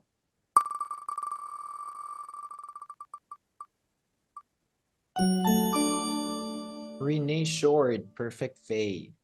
Renee, welcome. Let's get her Hi. timer up so she can start pitching. Okay, I'm Renee Short. I am a writer. I do poetry, children's stories, graphic novels, and now into screenplay writing. I try to write beautiful cinematic stories about marginal people because I want to show how they can shine. My script is about, it's titled Perfect Faith, and it's about a marginalized girl who decides she wants to go on a vacation that she can't convince her family to go on. She's more outdoorsy, so she wants to go see the 10 highest flying birds in the world, and she can't convince her girly girl fashionista sister and absent mother or her people-pleasing dad to change their upcoming vacation idea to accommodate her. And since this has been a constant battle she's had, she decides to take things into her own hands. And she says, I'm going to go see them on my own. So she packs herself up and she takes off. So obviously all the traditional things happen. The police are called and they get involved in all of that. But the people-pleasing dad decides, I have her list. So I'm going to go and find her myself. So he convinces the wife and the older sister that they must come, and they take off. Now, what makes this an intriguing story is the fact that the logical dad starts at the top of the list. They head to Europe. Angela, the main character, because she's more outdoorsy and rustic, she starts closer to home and she goes to South America. So the adventure begins. So my tagline is one dream, one teen, and one adventure. Because they all are on an adventure, even though the main character is on a major adventure in order to achieve her goal, which is to be understood, to be recognized by the family, but also to achieve her goal of seeing these 10 high-flying birds. And she deals with being alone, being isolated on this journey because she would really rather do it with her family, but they're not having it. So that's the basic idea, and that's the intrigue that gets involved. There's a lot of soul searching on many levels, but that's the basic idea of the story. Is it a feature? It's a feature, family feature. Yeah. And it could be animated because it does take you to multiple countries in the world to go see all of these. So I've taken into consideration that it could be an animated film as well. Got it. All right, let's give her a round of applause. Thank you. Wow, Renee, thank you for sharing. I was so drawn in by the idea of Angela's goal of seeing the 10, I'm going to make sure I get this right, the 10 most high-flying birds. Highest flying birds in the world. Highest flying birds in the world. You know, one of the things I'm always looking for is how is this story, any story, different from something we've seen before? And as soon as you said that, I was like, I've never seen this before. And so right out of the gate, you drew me into that. I love the sense of this protagonist who's been marginalized. But, you know, like I get the sense that maybe, you know, the kind of societal definition of marginalization, but also from her family. Right. And so that thematic idea, it feels like that you're making sure that it permeates the entire story. Right. Which is, you know, as we start thinking about things like theme, I'm going to do this really quickly. Everything needs to be a reflection of theme. And it feels like that you're headed down that track. So I love that. One of the things I didn't understand, and I think there's opportunity here, is why are these birds so important to her? I know that she's outdoorsy, but I wanted to get more definition on Why these birds? I get the idea probably that it's a metaphoric idea that they're high flying and that's going to be a metaphor for her own life. But tied to that is also what's at stake? What if she doesn't get this done? What does she have to gain or lose by doing that? The one thing I did find myself attracted to in terms of, the premise, but also the character. And I would have loved just a little bit more detail on Angela. At a certain point, it kind of became, the traditional da-da-da-da-da-da. We don't want, no traditional, right? We want to know what your version of the story is, right? And I know you've got a version of the story that is probably unlike any that we've ever seen. So really nice job. Really, really great. And I would love to see this movie. So yeah. Christian, you ended on 2 minutes. Amazing. Okay. Jerry, take note. Sorry, guys. I'm still fighting this cold. So I really loved the way this pitch started, right? I loved the way you introduced yourself as a writer, the way you spoke about your mission as a writer, telling cinematic stories about marginal people because you want them to soar. I think that that's really great. When you told me about the main character, that she was marginalized, I wanted a deeper understanding of that before we launched into her want. I think that's super, super important because her want at first it ends up being much higher stakes, but it feels low stakes, right? She wants to go on a specific vacation. And so we need to understand like what's broken in her life that this is the answer to. I love that she runs off to do it herself. And I also love that her family runs off to go find her, but runs the wrong direction. I think that's a really interesting choice. It's also an extremely challenging choice structurally. And the reason it's challenging is we know that this is ultimately the story of a broken family, right? That needs to heal. The challenge is they can't actually heal together because she is in one location while they're in the other. So the question is, how do you create that feeling of healing? Even as these characters are traveling in wrong directions, at what point do they overlap again? Do they ever overlap again? What does that look like? I would start to think about how does that structure work in the piece? You had a good extra 30 seconds, maybe 40 seconds. So if you have time to get into that structure. Two other things. Number one, I'm going to run late. Number one, I asked you if it was a feature because it sounds like a series. In other words, each episode takes place in a different place of 10 birds. It screams for like a 10 episode limited series, although it might not be big enough to be one. But that's why I was curious. So I think it's important that we kind of understand what that feature film shape is between all of them. And then the last piece, don't just throw in it could be animated. Because what that does is it makes you feel wishy-washy. Really make the choice. Because if this is live action, this is completely different than if it's animated. If it's animated, she could spread her wings and fly, right? If it's live action, she could, but that's a different feeling where it's not such a big deal to have magic in animated films, right? In an animated film, you can get performances out of a bird. In a live action film, you really can't. I would really think about not what should it be, not what could it be. What do you want it to be? Like what is it in your heart and pitch it that way. Awesome. Thank you so much, Renee. Let's get the voting up. Let's give her another round of applause. Thank you, Renee. That was really good. Awesome. Ready for the spin? Yep.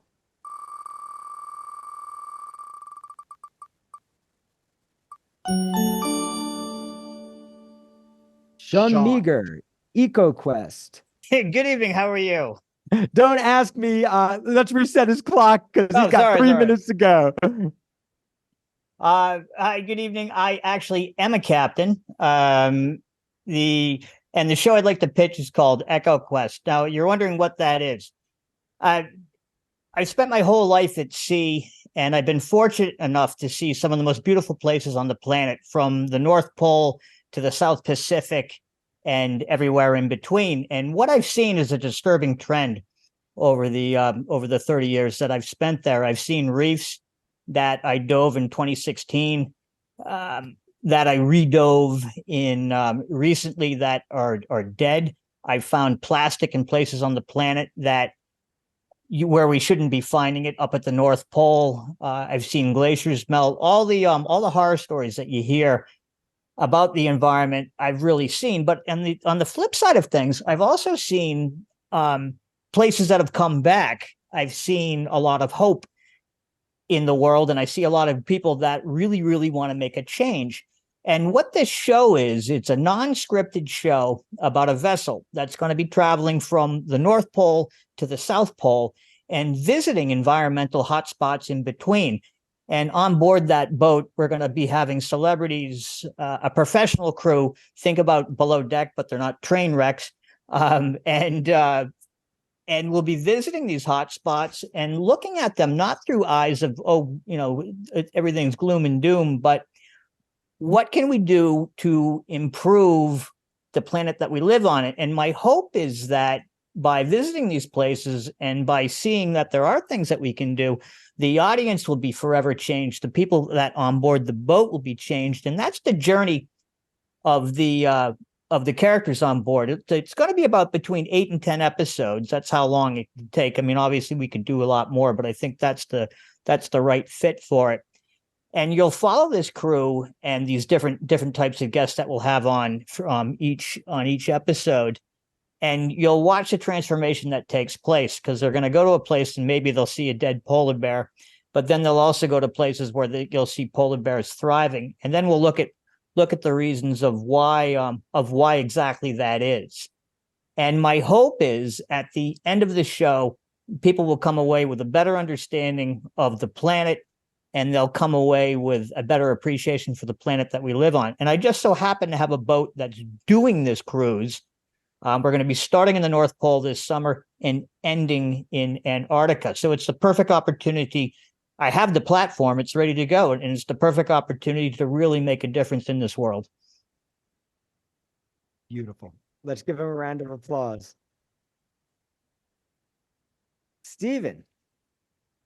All right. Well, El Capitano, if I may call you that. Absolutely. Or Sean, whatever you prefer. Sean's better. Good. All right, Sean it is. Okay.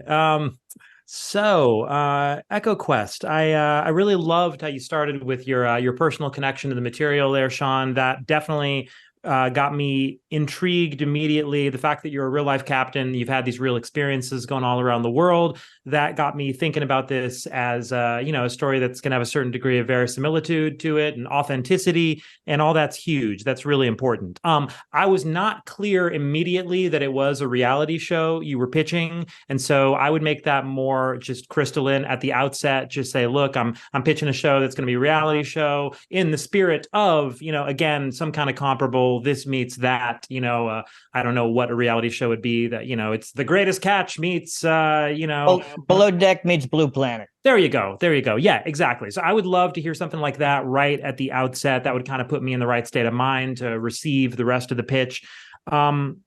I really loved what you were saying in terms of the message of the story and what you were ultimately going to be saying thematically and what the undergirding of the story was. But I did find myself kind of desperately yearning to hear more about the characters. And you kept mentioning the celebrities and the crew that are going to be on board, but I really wanted to hear some specifics. And I think it's hard to get really engaged with the pitch unless we have a sense for who the captain's going to be, who the crew's going to be, and exactly what their journey is. If you told me there was for example, a broken down alcoholic guy who got his life back together and he had now become the captain. You're looking at him. Okay, great. Perfect. See, I would lead with that. My life used to be a wreck. My life was a disaster. I was the equivalent of a coral reef that everyone had abandoned and polluted, but somehow I survived. I picked myself up and blah, blah, blah. If you could integrate your personal story and with more vulnerability into the pitch, I think we could grasp onto some more humanity. Because right now the show sounds like a good deed. Like, yeah, this would be a good thing to do for the world, but it's so general, it's hard to care. But if you ground it in a person, like some kind of personal story at the heart of it, and then you build everything else out in concentric circles around that, I think you'll be in much better shape. You just need a character or a few characters at the heart of it. Then I think you got a great show to pitch and a great message to sell. Awesome. Well, thank you very much. Yeah, Thanks, absolutely, Stephen. man. Thank you. All right, I'm gonna jump in real quick.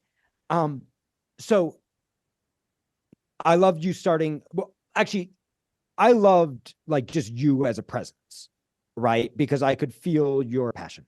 This is a guy who wants to change the world. And one of the things I thought was really great was you're going, I do this. The answers are already here. There are already ways we can help. And I want to show people so that they can see it. That's amazing. That's really great. The why of this show is so well developed.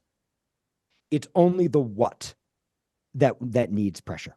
And it's hard when you're pitching a documentary series, when you're pitching reality, and you haven't shot it yet. Well, I actually if you on YouTube, if you want to go watch The Highest Latitude, it's on the Worth Avenue YouTube shot. That's a 20-minute film that I've done, which we've had a couple 100,000 views on that, which is really like a short version of what I'm talking about. Great. So that's wonderful. So you want to include that in your pitch, right? Probably towards the end. We have a 20-minute proof of concept, right? That's had hundreds of thousands of views, right? So that people know it's all about structure. And even when you don't know what's going to happen over the whole 10 episodes or 8 episodes, you've got to show the producers what kinds of things could happen. And just like Stephen was talking about at the very beginning when we did our big round table, right now you're making us think. You're making us go, this is wrong. I want to jump on board with this. I want to help with this. Yeah, but you're not making us feel yet. And the feeling comes from a combination of two things. And it comes from Sean is a guy who wants this, but this happens that makes it so freaking hard. And now Sean starts to make all these choices that are getting in the way of what he wants. Meanwhile, let's talk about the first mate, right? And how that puts pressure on Sean. An interesting place for you potentially, we have a class called Write Your TV Series starting up in the new year where we can teach you engine. And I think when you learn engine, it's going to be really helpful for you to focus not only this pitch, but also the structuring of the series as you build it. Thank you, Sean. My pleasure. Yeah, thanks, yeehaw. Let's give him another round of applause. Thank you, Steve, for all your wisdom and advice. And we know it's going to be Marco Aguilar on deck. Hello, Marco. Hello. All right. Guazabada. That is the indigenous Puerto Rican word that means warrior. It is the battle cry of the Taino people who fought against the Spanish colonizers a long time ago.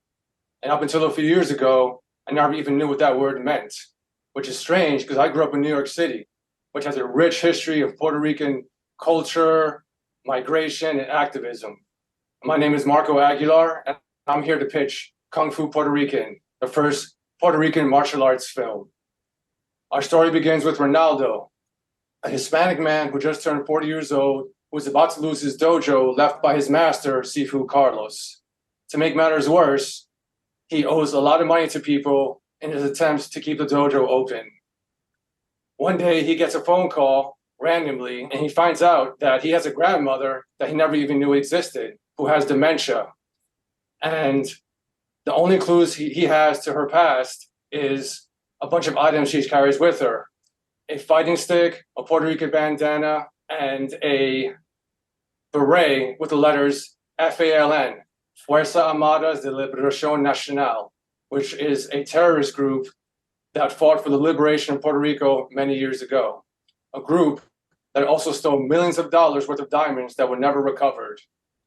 Now, Ronaldo tries to learn more about this mysterious woman who may hold the key to getting himself out of this mess that he's in. But along the way, he'll learn about his past, his culture, and maybe find a new purpose.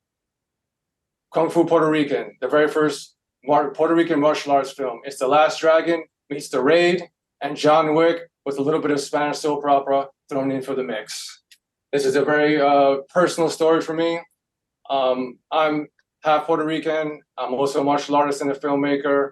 And I also had a mom who recently passed away who had dementia for 15 years. And it is a tribute to her. And as I mentioned before, I never once really cared much about my culture, much like the character in the story. I never even really gave it much thought until recently. But that word, Wazabada, just somehow I heard about that word, and it just sparked a passion in me to learn more about my culture. And because I am a genre filmmaker, because I do sci-fi, horror, martial arts, and action, this is the type of film I want to make. And this is the type of film I think that will open many people's eyes to my culture, to my history, because we are forgotten people. And this is going to be a very personal and very meaningful story for me and for a lot of people around the world, and for anyone who is part of a culture that's ever been colonized. So thank you. Awesome. Let's give him a round of applause. All right, Jerry. Well, it's clear that you care, and it's clear that you know this subject. I was talking before about what's personal is universal, and this is certainly personal. But a couple of times you said that the whatever the lost treasure was many years ago. Maybe I'm nitpicking. I think we have to know how many years ago and get more specific about that. I'm not quite sure how it was. It his grandmother or his mother that was the possible lady gangster, huh? Grandmother. Grandmother, yeah. That's interesting, especially if grandma knows kung fu. She does. She does? Okay, that's interesting. A fighting grandma, fighting Puerto Rican grandma. I want to see that. But like, do you know? So you're talking about this is a feature. This is not a series, correct? This is a feature, yes. So do you know what your ending is? Again, not everybody's going to agree with me, but do you know how you want to end? Because I would work backwards from he's going to prevail over, and I didn't hear the fighting scenes. I think you got to tell us when he's going to kick ass, you know, better yet, when she's going to kick ass. And I think, you know, maybe this reveals my own Freudian, but if the grandma saves the tough grandson, that would be interesting. You know, I don't want to mess with whatever your thoughts that you have already, but the grandma saving the tough Puerto Rican grandson would be interesting to me. Like you said, he's discovering his culture. Tell us why he didn't know until now, and then what opens his eyes, and then how his opened eyes get him fired up to like, I gotta do something, and then what that specific doing something is, and who it gets him in trouble with, and how dangerous they are, and who saves who. Actually, I say grandma should save him. It's still good if he saves her. But you know what I mean? How he gets introduced, what he does about it, and then how does it end? It's going to be a happy ending, I presume. Yeah. Yes. And then the other thing, we were talking earlier about practice. It was pretty clear you were reading. You don't want to do that. You want to like, especially when it's something so personal. Don't have any notes. Just have this flowing out of you like it's in me and I got to get it out. Yeah, I didn't know I was going to be here today, so I kind of just walk away. No. I get that. This is not a professional thing. I'm just saying for when you get in front of somebody. Is Francisco Lindor somebody that is honored in your home? I'm sorry? Francisco Lindor, is he honored in your home? No. You know who he is? He's the greatest. No offense, but he's the greatest Puerto Rican there is right now. He's the starting shortstop on the Mets. Okay. Awesome. I'm going to jump in. Wazabada is an awesome way to start. By the way, I know Marco well, and I know you well. I'm a huge fan of your writing, and I know the action is going to be badass. One of the things I've always loved about your writing, and I hear it again in this pitch, is the way you use really intense genre to tell very personal stories that you otherwise couldn't get away with. At the core of this, there's a story about a kid and his relationship with his grandma, who he doesn't know, who he's seen in one way and actually is somebody else, right? And is a story of a kid who is isolated from his own culture, who learns who the hell he is from the grandma that he suddenly got shouldered with. That's a beautiful story. Where I want you to push this pitch is I want you to inject it with steroids. So what's missing in this pitch is actually the genre elements that you're so good at. And this is also really important. Whenever you're pitching, you want to know who you're pitching and how you're going to pitch them. if you're pitching a director who's already attached to this project, talking about the deep emotional meaning of it makes a shitload of sense. But if you're pitching a producer who's never heard the concept before, yeah, you give them that flavor.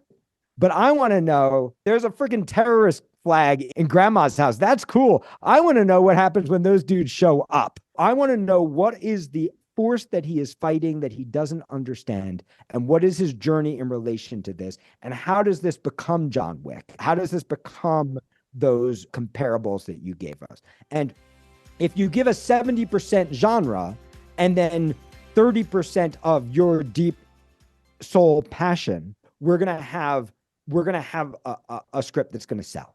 It's not that you can't do the Sundance version of this, but I know, Marco, there's no way you're going to do the Sundance version of this, right? And so lean into that genre that you're already passionate about. Awesome. Thank you so much. Let's give him another round of applause. Let's spin it.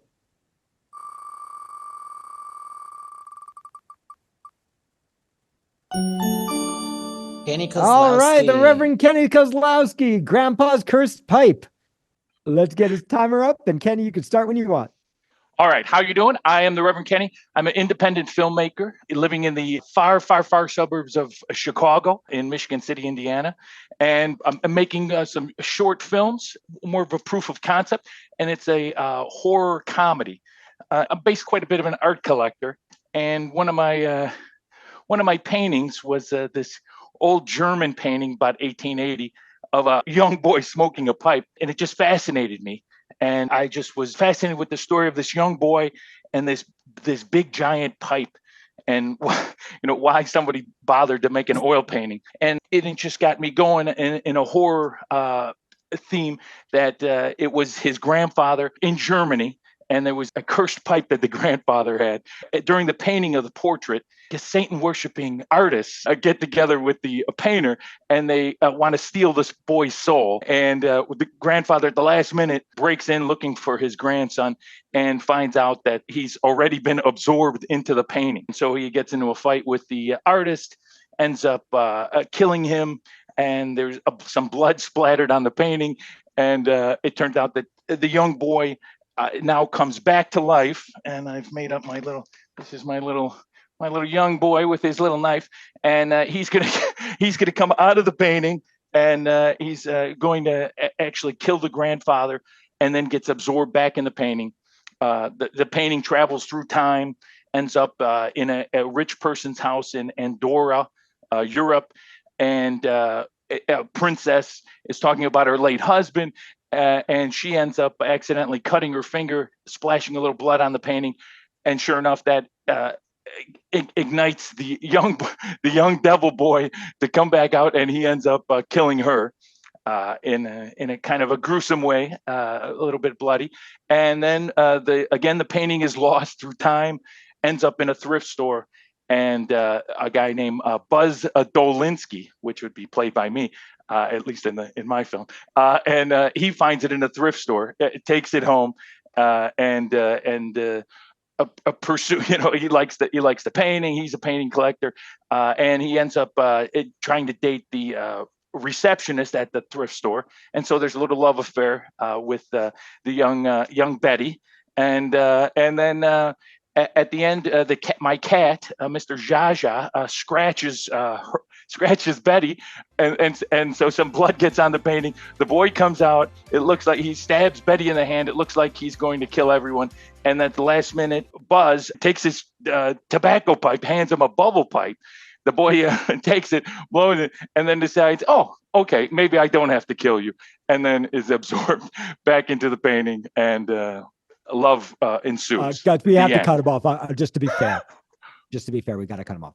I didn't hear music. What happened to the music? Yeah, I don't know. Something went wrong with the music. Anyway, that's more than enough. So there it is. There's my grandpa's cursed pipe. Kenny, wow, Reverend Kenny. There is so much that I absolutely love about the last 3 minutes that I'm not even sure where to start. Your presence is. is like it fills the entire screen, even in a Zoom a session. I love the props. I love your energy around this. I'll be honest, I don't even know if I'm totally sure what happens in this movie, but I would watch it. And I want you to take that both as a compliment, but also as a way to kind of like start to refine things, right? You know, I'm not gonna, you know, like again, your presence, all that stuff works really well, right? And you sell this movie. You sell this movie. What I also want is the story to seduce me, and it starts to. But I start to. What ends up happening is, you know, we talked about earlier, like once our pitches start to get built around information, it's hard for me to kind of follow what's going on, and I took me a little while. So Buzz is the protagonist. Yeah, the current 2024, okay. 2023. Okay. I guess he would be the main guy. And then I guess it goes into the other stories as they... Okay. So you can hear just by my question, right? This is just data for you that I was a little confused who the protagonist was and who I'm supposed to be rooting for. Because at first I was rooting for the kid. I was like, oh, this poor kid, right? And then I was like, oh, wait a minute, he's killing people. I was like, what?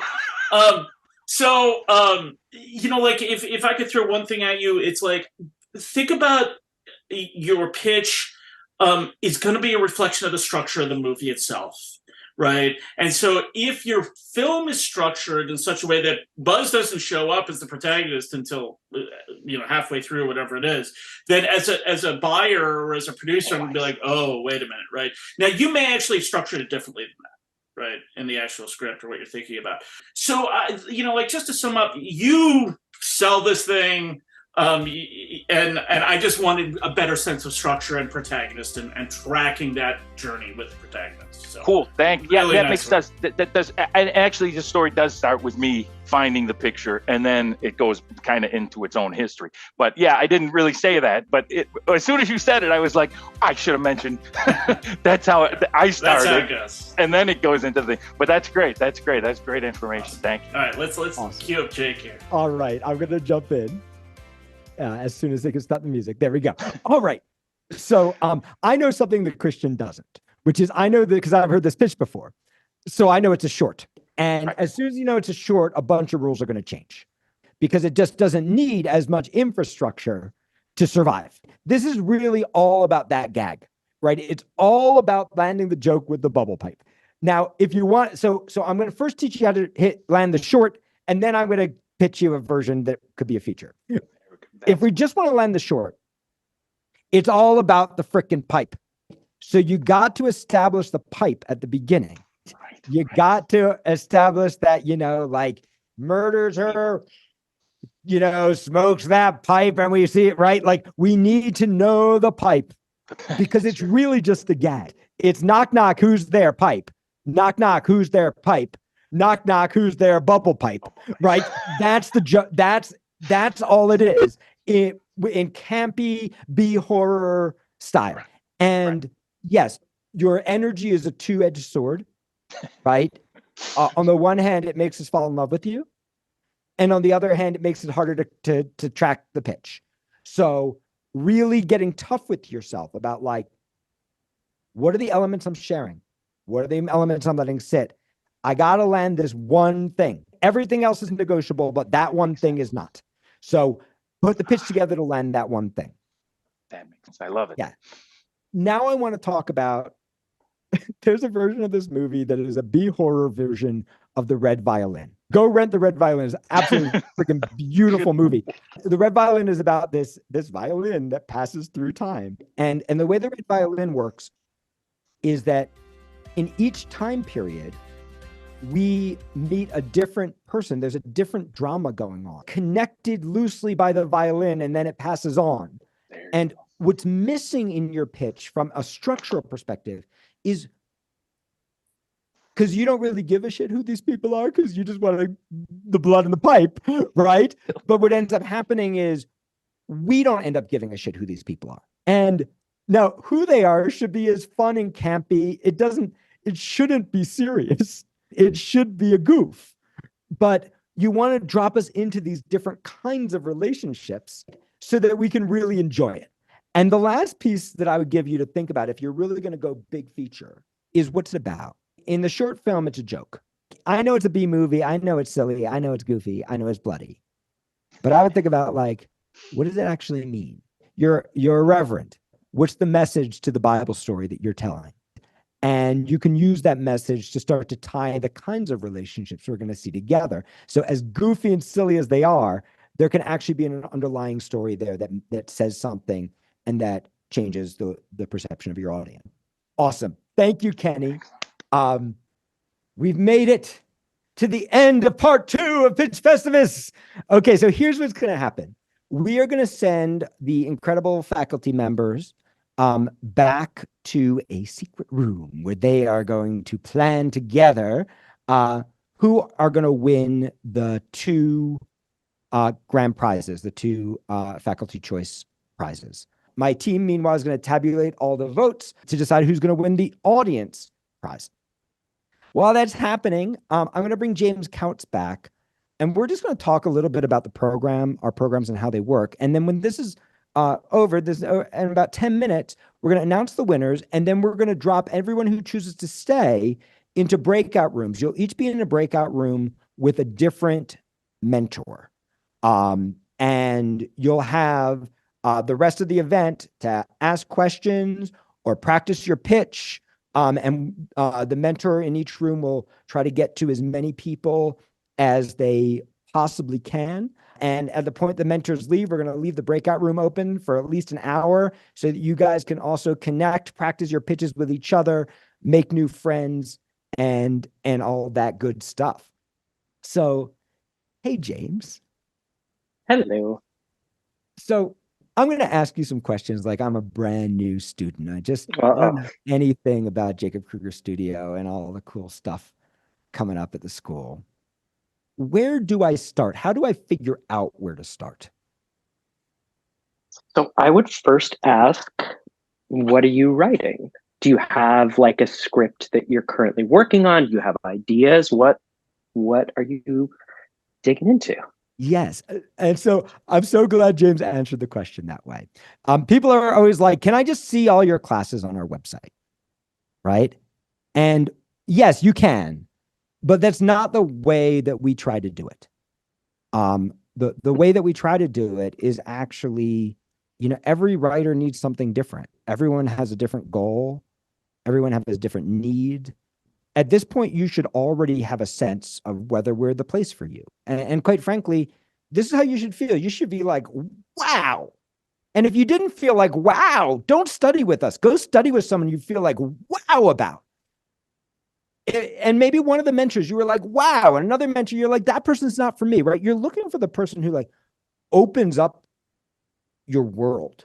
And so if you're, let's say you're working with a screenwriter, right? Let's say you're brand new to screenwriting. Maybe you've written some other things. Maybe you played around with screenwriting. Maybe you've written a book or 2 and you want to write feature films. Maybe you're interested in some TV. Where would you start? Generally, I think, it's the same place that I started, which would be the Write Your Screenplay class. I think that's definitely the core foundation for the whole studio. Half of the class is getting you out onto the page, and the other half is figuring out how you structure it to industry standard. I don't know if you remember this or not, Jake, but it was at the end of the 4th class. It's a 4-week class. You made us all say out loud that we were writers, and that was so terrifying for me. I still kind of suffer from imposter syndrome, but that was kind of the journey, not to get like super vulnerable and spiritual, but yeah, that was the journey. And so it really kind of set me up for everything to come. Those of you who don't know, James has written a bunch of short films and made them that have won awards. He was also the artistic director of one of the greatest theater companies to ever perform off Broadway, the Immoralists. Google them. Their work was just absolutely extraordinary, and like to have somebody of that level of experience, right? Who's come up through our program, who's there, who literally is going to talk to you for free, right? And we don't do at the school, we don't do any hard sales. James isn't going to push you. There is no program like ours. There's nothing comparable that you can find anywhere. So if we're the right thing for you, you're going to do it. And if we're not, then that's cool too. And so, James is going to talk to you about your goals. He's going to talk to you about the obstacles you're facing. He's going to talk to you about your budget, and he's going to figure out the program that's right for you. But yeah, for a lot of people, for most of our students, start in our Write Your Screenplay class. So this is a 4-week class. I teach it, and now Stephen Bagatorian is going to be teaching it at a West Coast time on Sundays, starting in the new year. So this class is the foundations of structure, right? And it works whether you're writing TV, whether you're writing features, whether you're writing plays. Even I've had a ton of novelists take it because it teaches you structure. It teaches you how to structure your life as a screenwriter. It teaches you how to break through your inner censor. If you've ever had writer's block at the end of the first session, you will not have writer's block anymore. And that's a guarantee. And if you just do what the class tells you, you won't have writer's block anymore. You will also learn how to build 7-act structure so that you can build your script organically, find the structure of your character, find the meaning and the motion rather than the information. That class, my version, starts up next on January 30th, 7 p.m. Eastern time for 4 weeks. Steve Bagatorian's version starts up on January 14th, even earlier at 5 p.m. Pacific time, and that's Sundays. Those classes include a free one-on-one consultation with a professional writer who's going to look at 10 pages of your writing and give you 45 minutes of feedback just for you. Somebody like Steven or Christian or Jerry, somebody that like the level of faculty member that you just met during Pitch Festivus. The class is $375. It's inexpensive. We don't leave people behind over cost though. So if you have a financial issue, if it's a real issue, we do payment plans, we figure it out, we don't leave students behind over money. Is that class right if you are experienced? Yes. I really try to start every writer in that class because number one, it gives you a foundation. There's too much bullshit out there taught by people who are not writers. And so we want to build a common vocabulary for you that you probably have never heard before. Even if you've gone to UCLA, USC, AFI, you probably have not heard this vocabulary before, and it will probably change your life if you do. So, and if the class is too unadvanced for you, you let us know, like with all our classes, and we give you your money back, right? No matter what your level, that is almost always the right place to start, unless you're into television, right? If you really want to write television, if that's your focus, then you want to start with our Write Your TV series class. Write Your TV series is a class about engine. What we do is we look at the greatest TV series ever written, comedies, dramas, dramedies. We learn the concepts of engine and how to apply that to your own original pilot and to a Bible that you write to go with your pilot. That class is really just for TV writers. If you're in features, you don't need that information. If you're in TV, you still need the Write Your Screenplay information. You still need structure, but you cannot do TV without engine. So that class is the best place to start for most TV writers. It also includes a one-on-one consultation, just like the Write Your Screenplay class. Same price, also taught by me. And that class starts up on February 27th, 7 p.m. Eastern time on Tuesdays. So those are our foundation classes. Those are the primary places where we teach the fundamentals upon which you're going to build everything else. And because they include the one-on-one, they also give you a chance to kind of trying out our mentorship program and seeing if that's right for you. James, can you talk a little bit about the mentorship program and what that is? Sure. So if folks come to me and they have a script or a body of scripts that really need kind of granular feedback, then we talk a bit more about ProTrack, which is our one-on-one mentorship program. We also have workshops, which are essentially kind of the same program, but in a group. We talked a little bit about it earlier. But in ProTrack in particular, you can meet with one of the pro writers at the studio either every week or every other week. Each session is around 45 minutes, and you're sharing pages beforehand that they're reading and reviewing and generating notes on. And then you're meeting and literally combing through line by line and page by page and honestly draft by draft every single thing you're building as a writer. And often in the studio we start first with the scripting, first with the craft, but when it comes time to take it out into the world, they're your mentor on like tonight, like how are you pitching this? How are you talking about your work? How are you defining yourself as a writer? Like it's a genuine mentorship. That's ProTrack. ProTrack is our one-on-one mentorship program, right? Where we take you and we pair you with somebody like Steve, someone like Christian, someone like Jerry. James will talk to you. He's going to talk to you about how you learn. He's going to talk to you about what your budget is, right? Sometimes it's better to be with somebody less famous that you can stay with than somebody super famous that you can only be with for a short time. So he's going to talk to you about your budget. He's going to talk to you about, do you like to be pushed hard? Do you need a gentle hand? Where are you strong? Where are you weak? What genres are you working on? And he's going to get you with the right mentor. And this is basically the program that I wished for when I was coming up. It was all I wanted. I just wanted somebody who would read every page I wrote. I just wanted somebody who actually knew more than me, right? Lots of people who knew less than me were willing to read every page I wrote, but nobody who knew more than me was willing to read every page I wrote. I needed the person who was willing when I had just changed one word, but I was pretty sure that did everything. I needed that person who was still going to show up. And so I built ProTrack for that. Imagine that you could have that for an entire lifetime for not thousands of dollars a month, but hundreds of dollars a month, right? No debt, right? No grad school debt. You don't have to quit your job. It's at your own time, and you have this person to mentor you through your entire career. If you like doing it one-on-one, you do it in ProTrack. If you like doing it in a group, you can do it in our workshop program. We have our special TV drama and TV comedy workshops that are run like real writers' rooms.